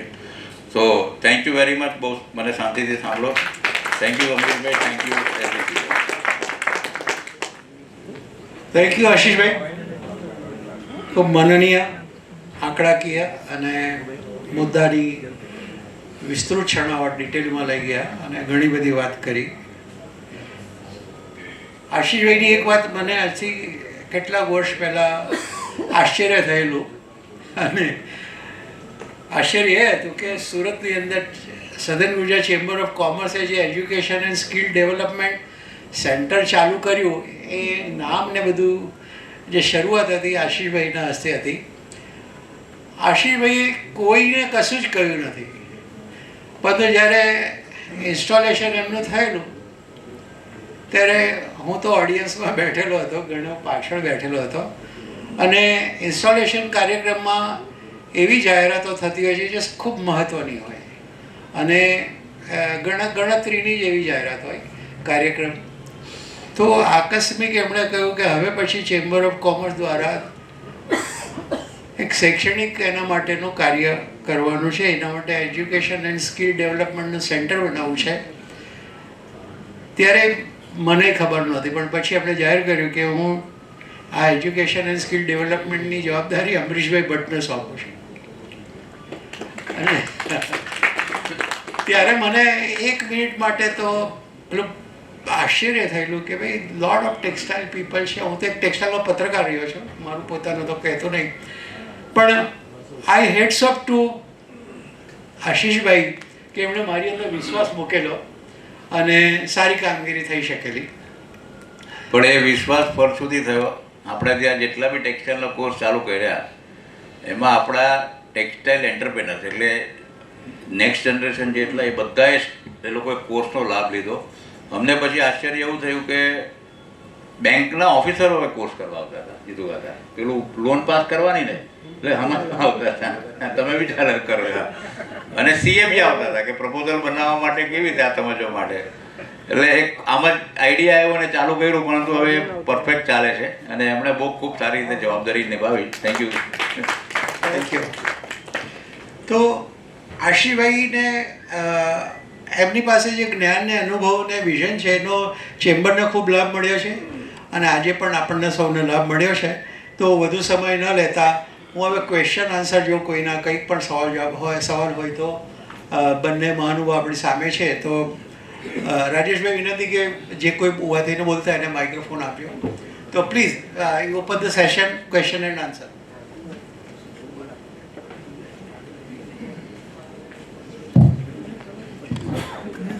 આશીષભાઈ, તમે જે વાત કરી કે ટેકનિકલ ટેક્સટાઇલમાં બહુ બધા કપડાઓની તમે વેરાયટી બતાવી, તો અમારે આ સેગમેન્ટમાં જોવું હોય તો પ્રાઇમરીમાં શું કરવું જોઈએ? અમારે કેવી રીતે આને કોન્ટેક્ટ થાય, કેવી રીતે આ પ્રોસેસની સમજણ પડે, અને માર્કેટિંગ કેવી રીતે અમારે સર્ચ કરવું?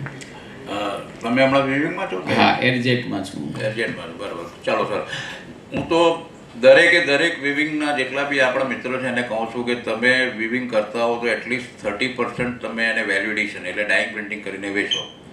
અને માર્કેટ સ્ટડી કરવા માટે સૌથી સારા જે 2-3 એ છે સોર્સ, સૌથી પહેલાં આવા સેમિનાર, બીજું છે એક્ઝિબિશન. જેટલા બી એના રિલેટેડ એક્ઝિબિશન થતા હોય એ એક્ઝિબિશનમાં એઝ અ વિઝિટર બી જાઓ, પ્રોડક્ટ ડેવલપ કરો તેથી જોઈને, પછી 1-2 વર્ષમાં એઝ અ એક્ઝિબિટર જાઓ ત્યાં, અને માર્કેટ સ્ટડી કરો, માર્કેટમાં ફરો. જેટલા બી તમને એવું લાગતું હોય કે મને હાલ બનાવવું છે, આ ક્લિક થઈ ગયું રેઇનકોટ કે એ, થોડા સેમ્પલ બનાવીને આખા હિન્દુસ્તાનમાં ફરી વળો. જેટલા બી બહાર છે બધાને તમે કોન્ટેક્ટ કરો, અને એના રિલેટેડ તમને બીજું ગાઈડન્સ જોઈતું હોય તો ચેમ્બરમાંથી મળી જશે તમને કયા માર્કેટમાં જવું. ઇવન એક્સપોર્ટના માર્કેટની બી તમને માહિતી મળી જશે. પણ બસ મહેનત તો કરવી પડે આની અંદર, અને તમે લોકો તો મહેનત તમારા લોહીમાં છે એટલે વાંધો નહીં આવે. એટલે તમે વેન્ચર કરો આગળ. અને જેટલા મેં કહ્યું દીપકભાઈ એપલવાળા એમને 12 મશીનથી જ ચાલુ કરેલું. આજે ગાર્મેન્ટમાં 5 બ્રાન્ડ બનાવી દીધી એમણે. અને થોડું ઇન્વેસ્ટમેન્ટ આપણે એચઆરમાં બી કરવું પડે, હ્યુમન રિસોર્સમાં. 15-20 વર્ષ પહેલાં દીપકભાઈએ મહિને 2 લાખ રૂપિયાના ફ્રીલાન્સ ડિઝાઇનર રાખેલા હતા, બેંગ્લોર બેઝ. એ બેંગ્લોરથી બધું. હવે એ ટાઈમ પર આપણે 2 લાખનો પગાર આપણે કોઈને બી પોસાતો નથી, ને એણે આ સાહસ કર્યો. આજે એ કંપનીમાં એ પાયોનિયર છે ડિઝાઇનર અમરીશભાઈ. એટલે આવા બધા આપણે બોલ્ડ સ્ટેપ લેવા પડે. Thank you very much.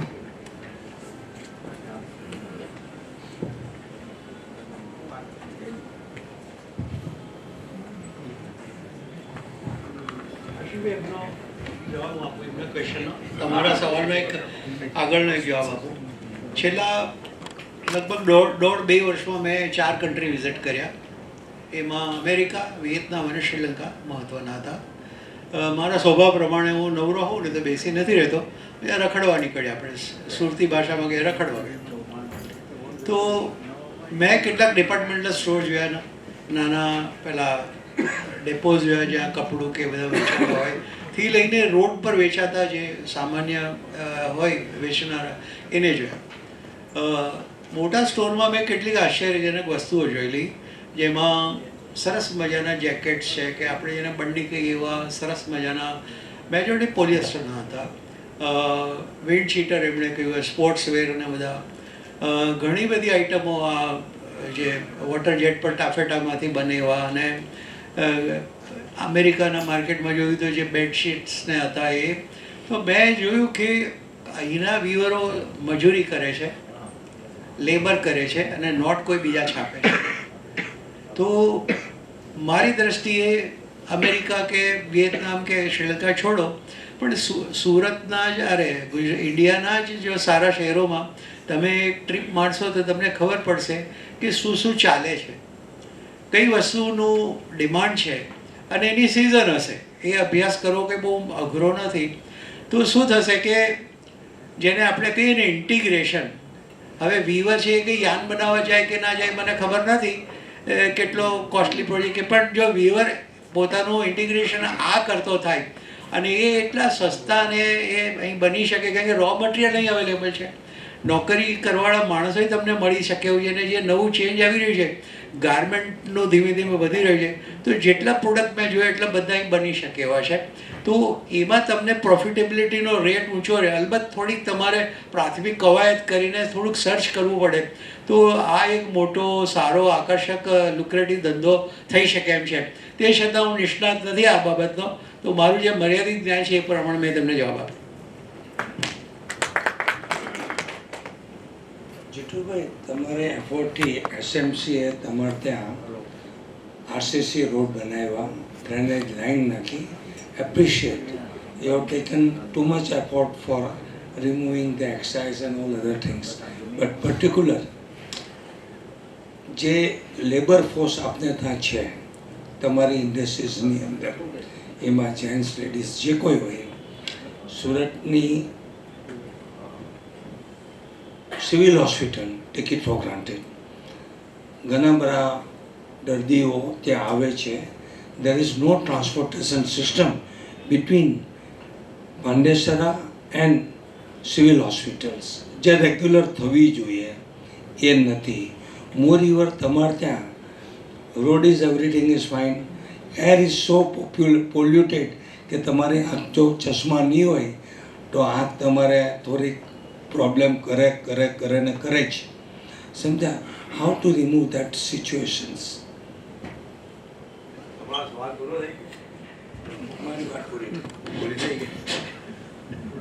સર્વપ્રથમ તો તમે જે પાંડેસરાના ઇન્ફ્રાસ્ટ્રક્ચરને તમે જેનું બિરદાવી તમે ને તમે જેને સારું કહ્યું છે એને માટે હું આભારી છું. પાંડેસરા ઇન્ડસ્ટ્રીયલ એસ્ટેટ હું મારા કહેવા ખાતર નહીં, ખરેખર મારી પાસે સમય ઓછો હતો નહીં તો સસ્ટેનેબલ ગ્રોથ કોને કહેવાય ને એ તમે જીઆઈડીસી પાંડેસરામાં આવો તો ખબર પડે. બરાબર છે? ત્યાં સિમેન્ટ કંપનીના રોડ છે, અંડરગ્રાઉન્ડ ઇલેક્ટ્રિફિકેશન છે, કોમન એફ્લુએન્ટ ટ્રીટમેન્ટ પ્લાન્ટ છે, બીજી અનેક વસ્તુ છે. બરાબર છે? પણ આપે જે મને સવાલ પૂછ્યો ને એનો હું તમને આર્કટ રીતે જવાબ આપું છું કે આજે અમે લગભગ 2 કે 3 મહિનાથી અમે લોકોએ પાંડેસરામાં એક આઈ ક્લિનિક સિસ્ટમ ચાલુ કરેલી છે. લગભગ 3,500 થી 4,000 પેશન્ટને અમે ચકાસ્યા છે. એ બધું ટોટલ ફ્રી ઓફ કોસ્ટ છે. જે કામદારોને નંબર છે ને એને ખબર નહીં પડે, આજે મશીન પર કામ કરતો હોય ને એને બરાબર દેખા નહીં હોય તો આંગળી પણ એની અંદર આવી જાય. અમે 4,500 થી કદાચ 5,000 વર્કરોને અમે ડેઇલી લગભગ 100 થી 125 વર્કર અમે ફ્રી કોસ્ટ અને ચશ્મા આપીએ છીએ. ફ્રી કોસ્ટ અમે ચેક એટલે એને ચેક કરે છે ને જો એને આંખમાં મોતિયાનું કે બીજું કોઈ હોય ને તો તે પણ અમે ફ્રી ઓફ કોસ્ટ કરી આપીએ છીએ. જેમ તમે કહું ને કે આંખમાં અમે છે અમે જો પહેલાં મેં તમને કહ્યું સ્પીચમાં કે ઇકોલોજી હતી, પહેલાં ઇકોનોમી હતી, પછી ઇકોલોજી આવી.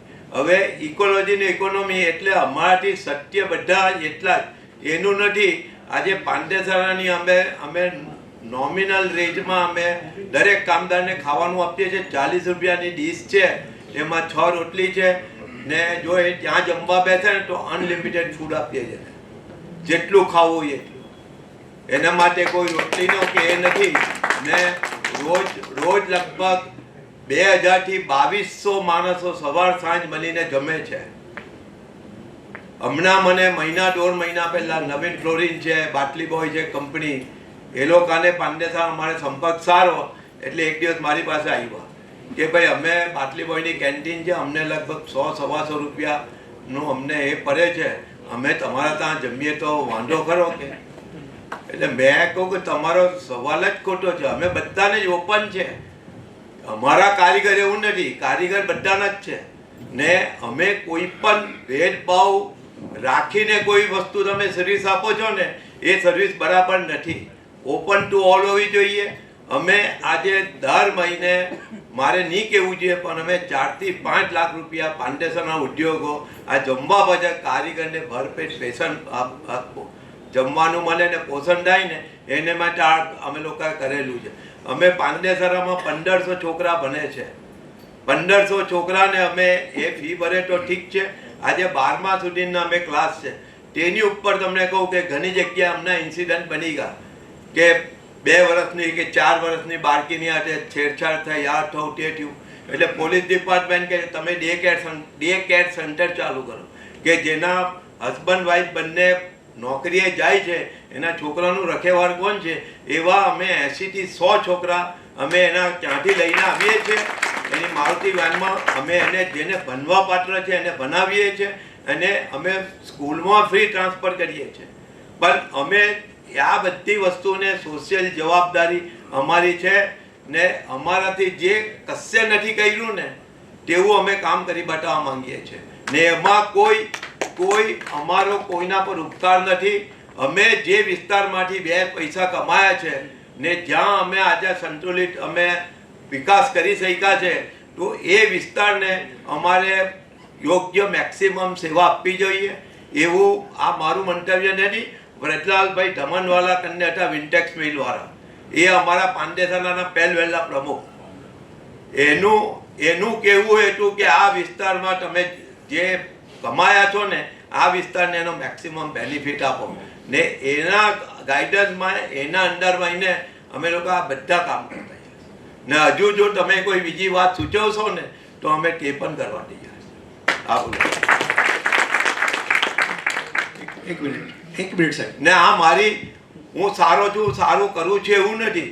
મને જે યોગ્ય લાગ્યું છે ને મને, એટલે અરે પાંડેસરામાં જેટલા ઇન્ડસ્ટ્રીઝ છે ને, આજે અમે દરેક જગ્યાએ ફ્રી ચશ્મા આપ્યા છે ને. અમારી પાસે રોજ 2 ડોનર આવે છે કે હું તમને આપું. મેં કહું ના, મારે જોઈએ જ નહીં, કોઈને 1 રૂપિયો જોઈએ નહીં. અમે ભોજનાલય ચલાવીએ છીએ ભાઈ. દર વર્ષે અમારા બોર્ડમાં મિટિંગ થાય. આ વર્ષે 4 લાખ 5 આ મહિને 4 લાખ 5 લાખ. ઘણા અમારા મેમ્બરો કહે કે અમે 2 લાખ 3 લાખ. મેં કહું ના, જોઈએ જ નહીં. જે દિવસે મારા સામાન્ય બધા સભ્યો કહે કે ભાઈ હવે તમે ચેરિટી બંધ કરો, તે દાડે હું તમારી પાસે આવીશ. ને આમાં હું કરું છું એવું નથી, બધાનો મને છે ને સાથ સહકાર છે તો હું કરું છું. હું એવો દાવો નથી કરતો કે હું કરું છું, પણ મને બધાએ કરવા દીધું છે ને એટલે માટે આ શક્ય થયું છે. હા બોલો. તો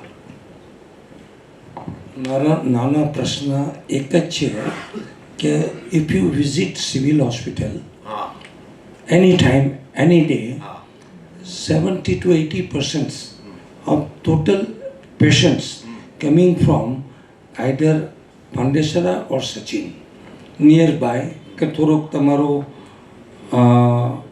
મરાઠી લોકેશન છે, that is I just forgot it because of my age. તો એને માટેની કોઈ બસની સગવડ, કારણ કે they are coming and going by rickshaw will cost more to them.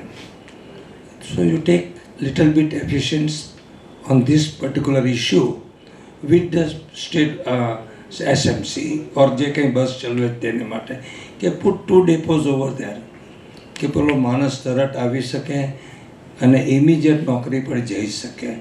ઘણી બધી લેડીઝો આવે છે with their sons and all, અને it's too much trouble. Practically ત્યાં જઈને ઊભા રહો તો ખ્યાલ આવશે. આમ હું બોલીશ ને એનો ખ્યાલ નથી. તમે મને પહેલી વખત કહ્યું કે તમે ત્યાં સિવિલમાં જઈને જુઓ. છેલ્લા 15 દિવસની અંદર હું 4 થી 5 વાર ગયો છું. બરાબર છે, 4 થી 5 વાર ગયો છું.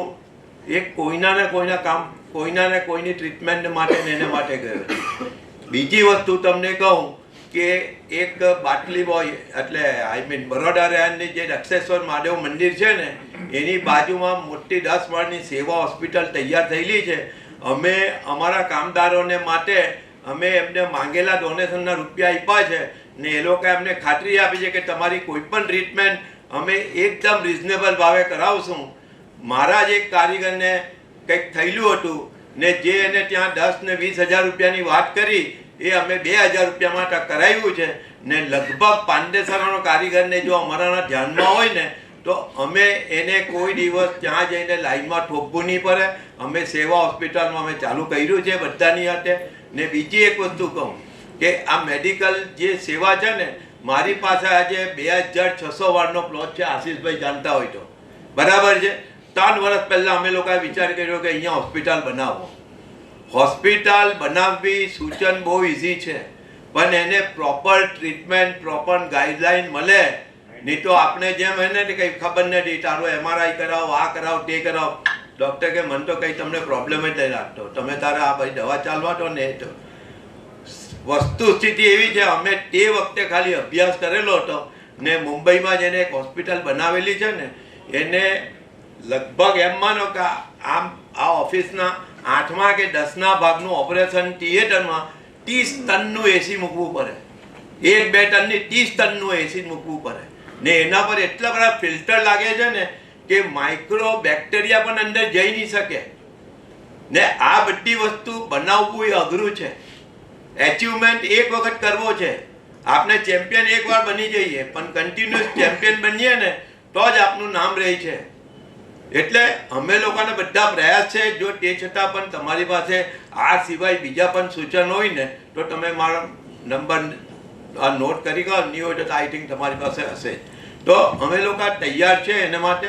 ને કોઈ પણ કામ હોય, માનવતાનું કોઈ પણ કામ હોય ને એમાં કરવામાં અમે તો અમારી નૈતિક જવાબદારી સમજીએ કે ભાઈ કુદરતે અમને આ લેવલ પર મૂક્યા છે, તો જે નીચેના લેવલ પર છે ને એને કેવી રીતે આપણે મેક્સિમમ હેલ્પફુલ થઈ શકીએ. પછી તે સામ દામ ધન ભેટ કોઈ પણ વસ્તુ હોય. આજે ઠીક છે ઇસ્યુ ટેક્સટાઇલનો છે, હું ટેક્સટાઇલમાંથી રિપ્રેઝેન્ટેટિવ છું, પણ હું એના લિમિટેડ ડાયમાં રહીને કામ કરવા નથી માંગતો. આખો જેટલો સુરતનો કોઈ પણ પબ્લિક હોય, હવે સિમ્પલ વાત છે, ચલો આ કામદારોની વાત કરો છો. હું સુટેક્સ બેંકમાં અમે લોકો, હું ડિરેક્ટર છું, Kamalbhai તુલસાન chairman.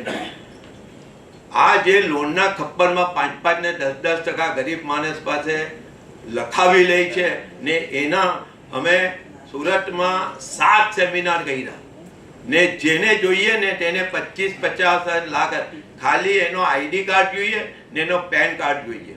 ID card PAN card નહીં હોય ને તો ગઈકાલે કે પરમ દિવસે મેં 6 માણસોના કર્યા છે ને ભલામણ કર્યું છે કે આનો હું પેલો કાર્ડ આપી દઉં, બાકીનું તું પ્રોસિજર કર. એટલે માનવતાની રીતે જે કરીએ છીએ ને, સુટેક્સ બેંકમાં હવે તમે જુઓ, આજે કોઈ પણ સુરતની કોઓપરેટિવ બેંકે કે નેશનલાઇઝ બેંકે નથી કર્યું. અમે લોકો તે એક્શન લઈને કરીએ છીએ. રિઝર્વ બેંક આવે છે, પૂછે છે તો ભાઈ અમારું ઇન્ટેન્શન ક્લિયર છે, તો એ લોકો ઉલટું તારીફ કરીને જાય છે. હમણાં જ અમારું એલું રિઝર્વ બેંકનું ગયું ઓડિટ, એક પણ વખત તેઓ અમને કોઈને પેનલ્ટી કે એનો દંડ નથી થયો. બાકી ઘણી બધી મારે બોલવું નથી, સુરતની બહુ ઘણી બધી કોઓપરેટિવમાં તમારો ઈરાદો ક્લિયર જોઈએ, તમારો ઈરાદો સ્પષ્ટ જોઈએ, પછી કોઈ ગોલ ગોલ વાત કરવાનો સવાલ નથી. મારી પાસે એવા ડૉક્ટર મળે છે ને કે હું એને 7 વર્ષ 8 વર્ષ પહેલાં સિવિલમાં ગયેલો ને, એક દિવસ લિફ્ટમાં અમે, હું કલેક્ટર ઓફિસમાં હમણાં અઠવાડિયા પહેલાં મીટિંગ, મને 2 ડૉક્ટર એવા મળ્યા કે જીતુભાઈ તમે દિવસ સિવિલમાં મેં તમને જોયેલા, તમે માટે ચા પીધેલી હતી. એટલે કહેવાનો મુદ્દો શું છે કે હું શું કરું છું નહીં, મારા કામથી દરેક જણને કેટલો સંતોષ છે ને તે વધારે ઇમ્પોર્ટન્ટ છે. હું આજે આવ્યો આપની જોડે સમય બગાડ્યો, બરાબર છે, તો મેં મેળવું છું, ભલે મેં નહીં મેળવું. તમે તો આટલા બધા બેઠા ને, તમે લોકોએ શું મેળવું છે? તમે વેપારી માણસ છો, તમે ઉદ્યોગ ચલો છો, દરેકે દરેક વસ્તુમાં તમે નફો અને નુકસાન જાય છે, સમય મર્યાદિત છે. કે આખી વિશ્વની જવાબ, આખા ભારત દેશની જેટલી વસ્તી છે ને તેમાં 2 થી 3% જેવા લોકો છે ને, તે પૈકીને એક હું છું, બરાબર છે. અમારી આ બાજુ ઓછા છે ને, આ બાજુ સેવા લેવાવાળા ઘણા છે. એટલે જેટલી મેક્સિમમ સેવા આપી શકીએ ને, તો હું મારો છે ને, મારું આ જીવન છે ને આપની જોડે બગાડેલો સમય છે ને, તો મારો સાર્થક થાય. બાકી ભાષણ આપવાથી કે આનાથી કોઈ સુધારવાનું નથી. આ ભાઈએ પ્રશ્ન પૂછ્યો, એમને જવાબ આપ્યો કે આમ કરજે, આમ કરજે, આમ કરજે, પછી હું એક્સપર્ટ નથી, સોરી હે. પણ દરેકના સમયની, આજે તમે બધા બેઠા છો ને, તો સફળતા અને નિષ્ફળતા એકલી તમારી ટેકનિક કામ નથી કરતી, તમારો સ્વભાવ છે, તમારા સાથીદારો છે, તમારું ટીમ વર્ક છે, બધી જ વસ્તુ કામ કરે છે. હું તમને પ્રેઝન્ટેશન આપી દઉં ને તમે તે રીતે ચાલો, પણ પહેલાં મારી સફળતા પાછળનું રહસ્ય શું છે, કોણ છે, એ તમે કરો તો તમને સફળતા મળે. તમે જ્યાં ઊભા રહેલા છો ને, ત્યાં તમારી પહેલાં તો તમે કઈ જગ્યા પર ઊભા રહેલા છો, તમારી પરિસ્થિતિ શું છે ને તમે હવે શું કરવા માંગો છો. સલાહ તો બહુ આપશે, પણ તમારી સાથે ઊભો રહીને કામ કરી આપે ને એવા ભાગ્યે જ કોઈ હશે. સલાહ આપીને તો બધા જ છૂટી જવાના, પણ તમને કોઈ મારા જેવું નહીં કે ચેલેન્જ આપીને કહે તાલે તમે કોઈ પણ મારે ત્યાં છે ને 50ની 100 આ ઇન્સ્ટિટ્યૂટમાં મોકલો. જો એનું એ પૂરું નહીં થાય ને આજે, તો હું ચેમ્બરમાંથી નહીં, સુરતમાંથી ટેક્સટાઇલ ઇન્ડસ્ટ્રીમાંથી રાજીનામું આપીને નીકળી જાઉં. ભાવના ઊંચી છે, તમે સવાલ કરો એ વધારે સારી વાત છે, પણ છેલ્લે તો કર્મ જ છે ને. કોઈ વખાણ કરવા દે છે નહીં. આપને મને પોતાને સંતોષ થવો જોઈએ કે આજે હું રાતના સુઈ જાઉં એટલે કે મેં સારું કામ હું કર્યું, હું કોને હેલ્પફુલ છું. કુદરતે મારી હેસિયત કરતાં અનેક ગણું આપી દીધું. હવે મને મટીરિયાલિસ્ટિકની કોઈ કરતાં કોઈ લોભ માયા નથી. જે કંઈ કરવું છે, મારી પાસે લિમિટેડ 2, 4, 5 વર્ષ 7 વર્ષ જીવવાનું છે, 1 સેકન્ડ કોઈ વધારે આપવાનું નથી. એનો મેક્સિમમ ઉપયોગ થાય ને એ જ કરવો છે. બસ આભાર. ફરીથી તમારા લોકોનો આભાર માનું છું કે તમે થોડી સંખ્યામાં પણ બેઠા છો આટલું લાંબુ. એ ખરેખર છે ને એવું લાગે છે કે આ રિયલ જે છે કે જેને ટેક્સટાઇલ ઇન્ડસ્ટ્રી વિશે આશીષભાઈ પર, અમારા પર ને આ જે સહયોગ છે જેને આ ટેક્સટાઇલ પર્વ ચાલુ છે, તમને બધાના પર વિશ્વાસ હતો તો તમે બેઠા છો. તમે આટલો વિશ્વાસ રાખ્યો એનો હું તમને યોગ્ય જવાબ મળશે, તમને નારાજ નહીં કરીશ કોઈ. આભાર. એક મિનિટ આવો જઈ શકું?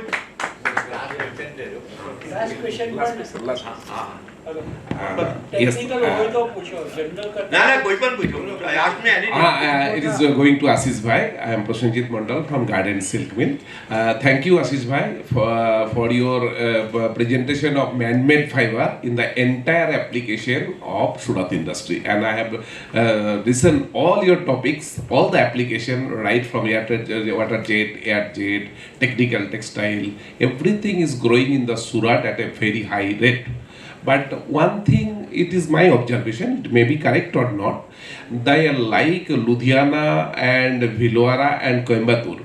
As we know, if we want to increase the export fabric, our dimension of fabric or our quality of fabric is mostly on ethnic garments, not like the t-shirt and jeans.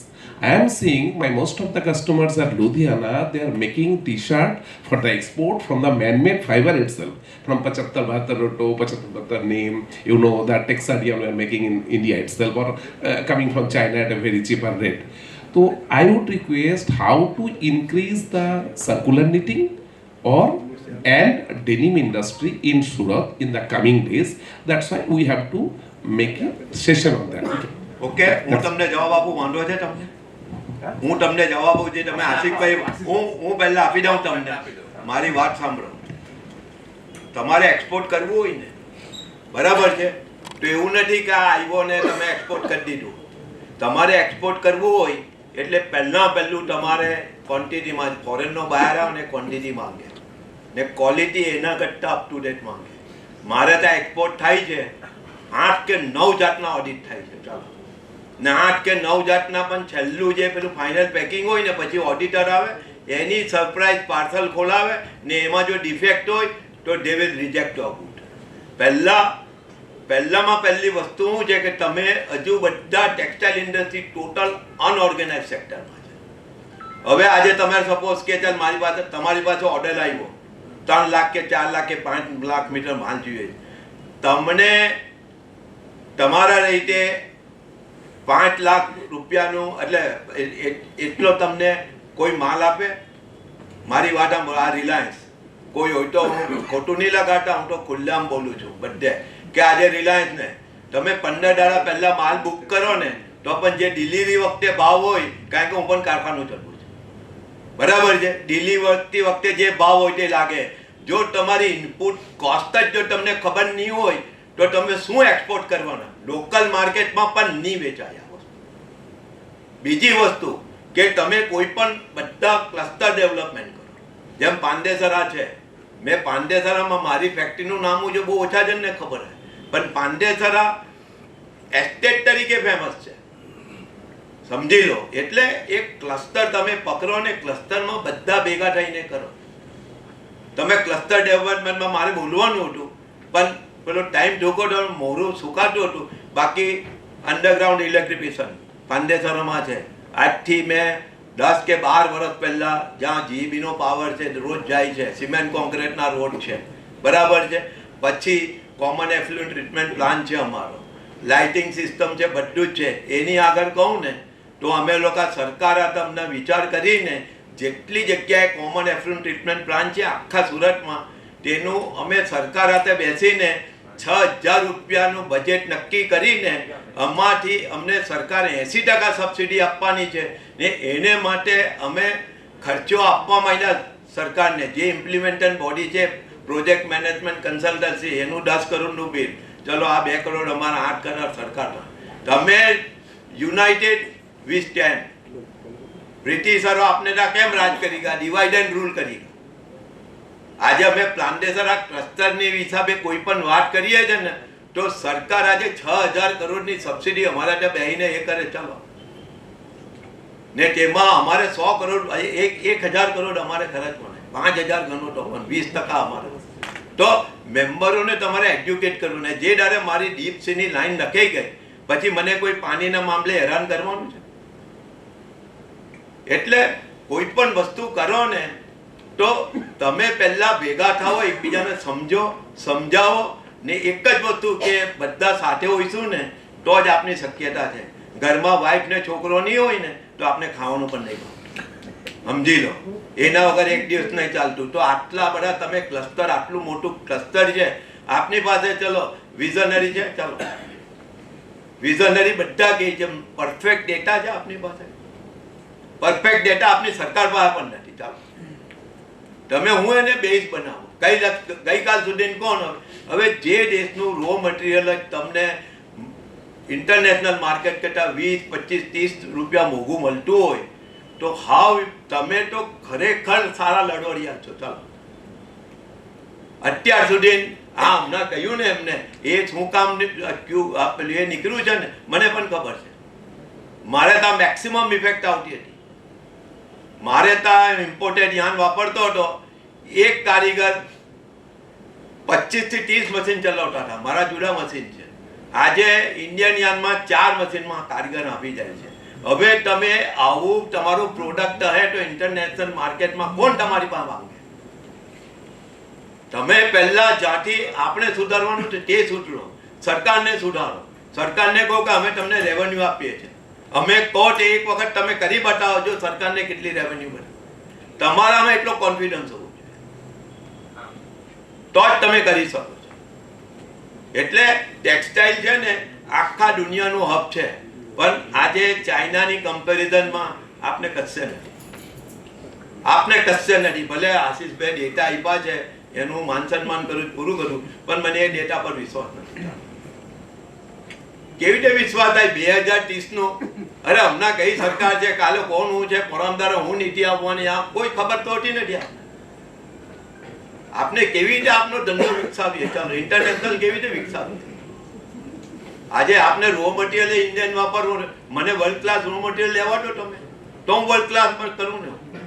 Make in ઇન્ડિયાની વાત હોય તો બધું raw material સસ્તું હોય તો જ finish product સસ્તો થવાનો, અથવા તો સુપીરિયર હોય તો જ મેક ઇન ઇન્ડિયા થવાનું, તો જ આપણે એક્સપોર્ટ કરી શકવાનું. એટલે આ બધી વાતો છે ને બેસીને એ કરવી છે, પણ એને ટીલ એન્ડ લઈ જવું ને બહુ મુશ્કેલ. सॉरी फरीदी एक आशीष भाई बोलिए ना. मारा जा जो आप बता रहे हो ना, जो मतलब वो हम भी कन्फेस करते हैं कि सूरत में एक्सपोर्ट का कल्चर जीरो है. मतलब बहुत कम है यूनिट जो एक्सपोर्ट ओरिएंटेड है.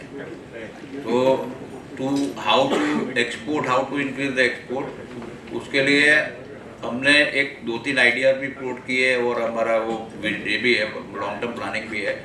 सबसे बढ़िया जो एक्सपोर्ट करता है टेक्सटाइल में तिरुपुर है, लेकिन वो भी आज यूएसए की टैरिफ की वजह से इफेक्टेड है. तो to study the export of Tirupur cluster, हमारे 2 महीने पहले दिवाली से पहले एक क्लस्टर स्टडी का टूर किया था हमने. तो तिरुपुर के बहुत अच्छे टेक्नोपोर्ट्स जैसे यूनिट को विजिट भी किया हमने. तो ऐसा, और हमने दूसरा एक आइडिया ये फ्लोट किया कि भाई क्लस्टर कोलैबोरेशन करें. सूरत तिरुपुर से जो भी सीखना है सीखे एक्सपोर्ट के बारे में. और तिरुपुर को अब MMF भी बहुत चाहिए अभी. तो MMF वाला जो सूरत का जो भी एक्सपर्टी वो उनको करे. तो क्लस्टर कोलैबोरेशन है, एक्सपोर्ट कल्चर है. एक्सपोर्ट कल्चर के लिए जीतू भाई ने सही बताया, एक अपना सब क्लस्टर भी होना चाहिए बढ़िया वाला, कि भाई यहाँ पे ये जो पार्क है या तो ये जो एस्टेट है, ये जो पांडेसरा है वगैरह, यहाँ पे एक्सपोर्ट मिल जाएगा. आज सही बताया उन्होंने कि भाई तिरुपुर एज अ क्लस्टर का एक्सपोर्ट का ब्रांडिंग हो गया है. आप इंडिविजुअल कंपनीज जो टेक्नो स्पोर्ट्स, क्योंकि मैं जानता हूँ इसलिए वो है, बाकी अदरवाइज किसी को भी नीटेड गारमेंट चाहिए तो तिरुपुर जाएगा वर्ल्ड का कोई भी आदमी. तो वो तरह का ब्रांडिंग और वो तरह का ये वो करना, एक्सरसाइज करना जरूरी है, और जो धीरे धीरे हो रहा है. આપણે તિરુપુરની વાત કરીએ છીએ ને, તિરુપુર વાળા, હું તો ઓલ ઇન્ડિયા ફેડરેશનનો પ્રમુખ પ્રોફેસર. તિરુપતિમાં અત્યારે છે ને તે એ લોકોનું જે બેઝિક ખરું ને અંડરવેર ગાર્મેન્ટ, તેનું જ એક્સપોર્ટ હતું. સુરતમાં એવું એક પણ કાપડ બનતું હોય ને ત્યાંથી એક્સપોર્ટ થતું હોય ને એવો એક પણ દાખલો નથી. હું બધાની હાથે ટચમાં છું. બધા કહે છે ને કે એ લોકોથી નાયલોન ડાઇંગ નથી થતું, પોલિએસ્ટર ડાઇંગ નથી થતું. ચાલો ચેમ્બરની 1 મિનિટમાં ઉતારે મેકો ભાઈ કલર ટેક્સ તમે છે અહીંયા મેં કહું તમે ઓફિસ ખોલો ને આ લોકોને ગાઈડ કરો. એટલે કોઈ પણ વસ્તુ છે ને આપણે પોલિસ્ટરમાં કેમ ટકી ગયા છે? કારણ કે આપણે અહીંયા ક્લસ્ટર એક મોટું ડેવલપ કર્યું. હવે આ લોકો છે ને હોશિયારીમાંથી નીકળીને પોલિસ્ટરમાં જવા માંગે છે, પણ તેમાં 45% યુનિટ રહી ગયા છે, 55% યુનિટ બંધ થઈ ગયા. એનું બીજું એક મોટું કારણ પ્રદૂષણ છે. ને પ્રદૂષણનું કારણ એ જ છે કે તમારે ત્યાં ડીપસી તમે કેવી રીતે ચાલો છો, મને બતાવવાની, મને આવવાની, તેમ કરવાની. એટલે બધી જ વસ્તુ છે ને, જેટલી યુટિલિટી છે ને એ બધી આપની ચોક્કસ હોય તો જ ચાલે. બટ કોઈને છે ને 1 વાર 2 વાર મૂરખ બનાવાય, રોજ કોઈને મૂરખ બનાવી દીધા. સૌ મિત્રો, southern Gujarat chamber of commerce અને GFRRC ના ઉપક્રમે ટેક્સટાઇલ પર્વ સેકન્ડ પાર્ટમાં આજે ચોથા દિવસે આપ સૌ આવ્યા. સૌપ્રથમ આપ સૌનો આભાર.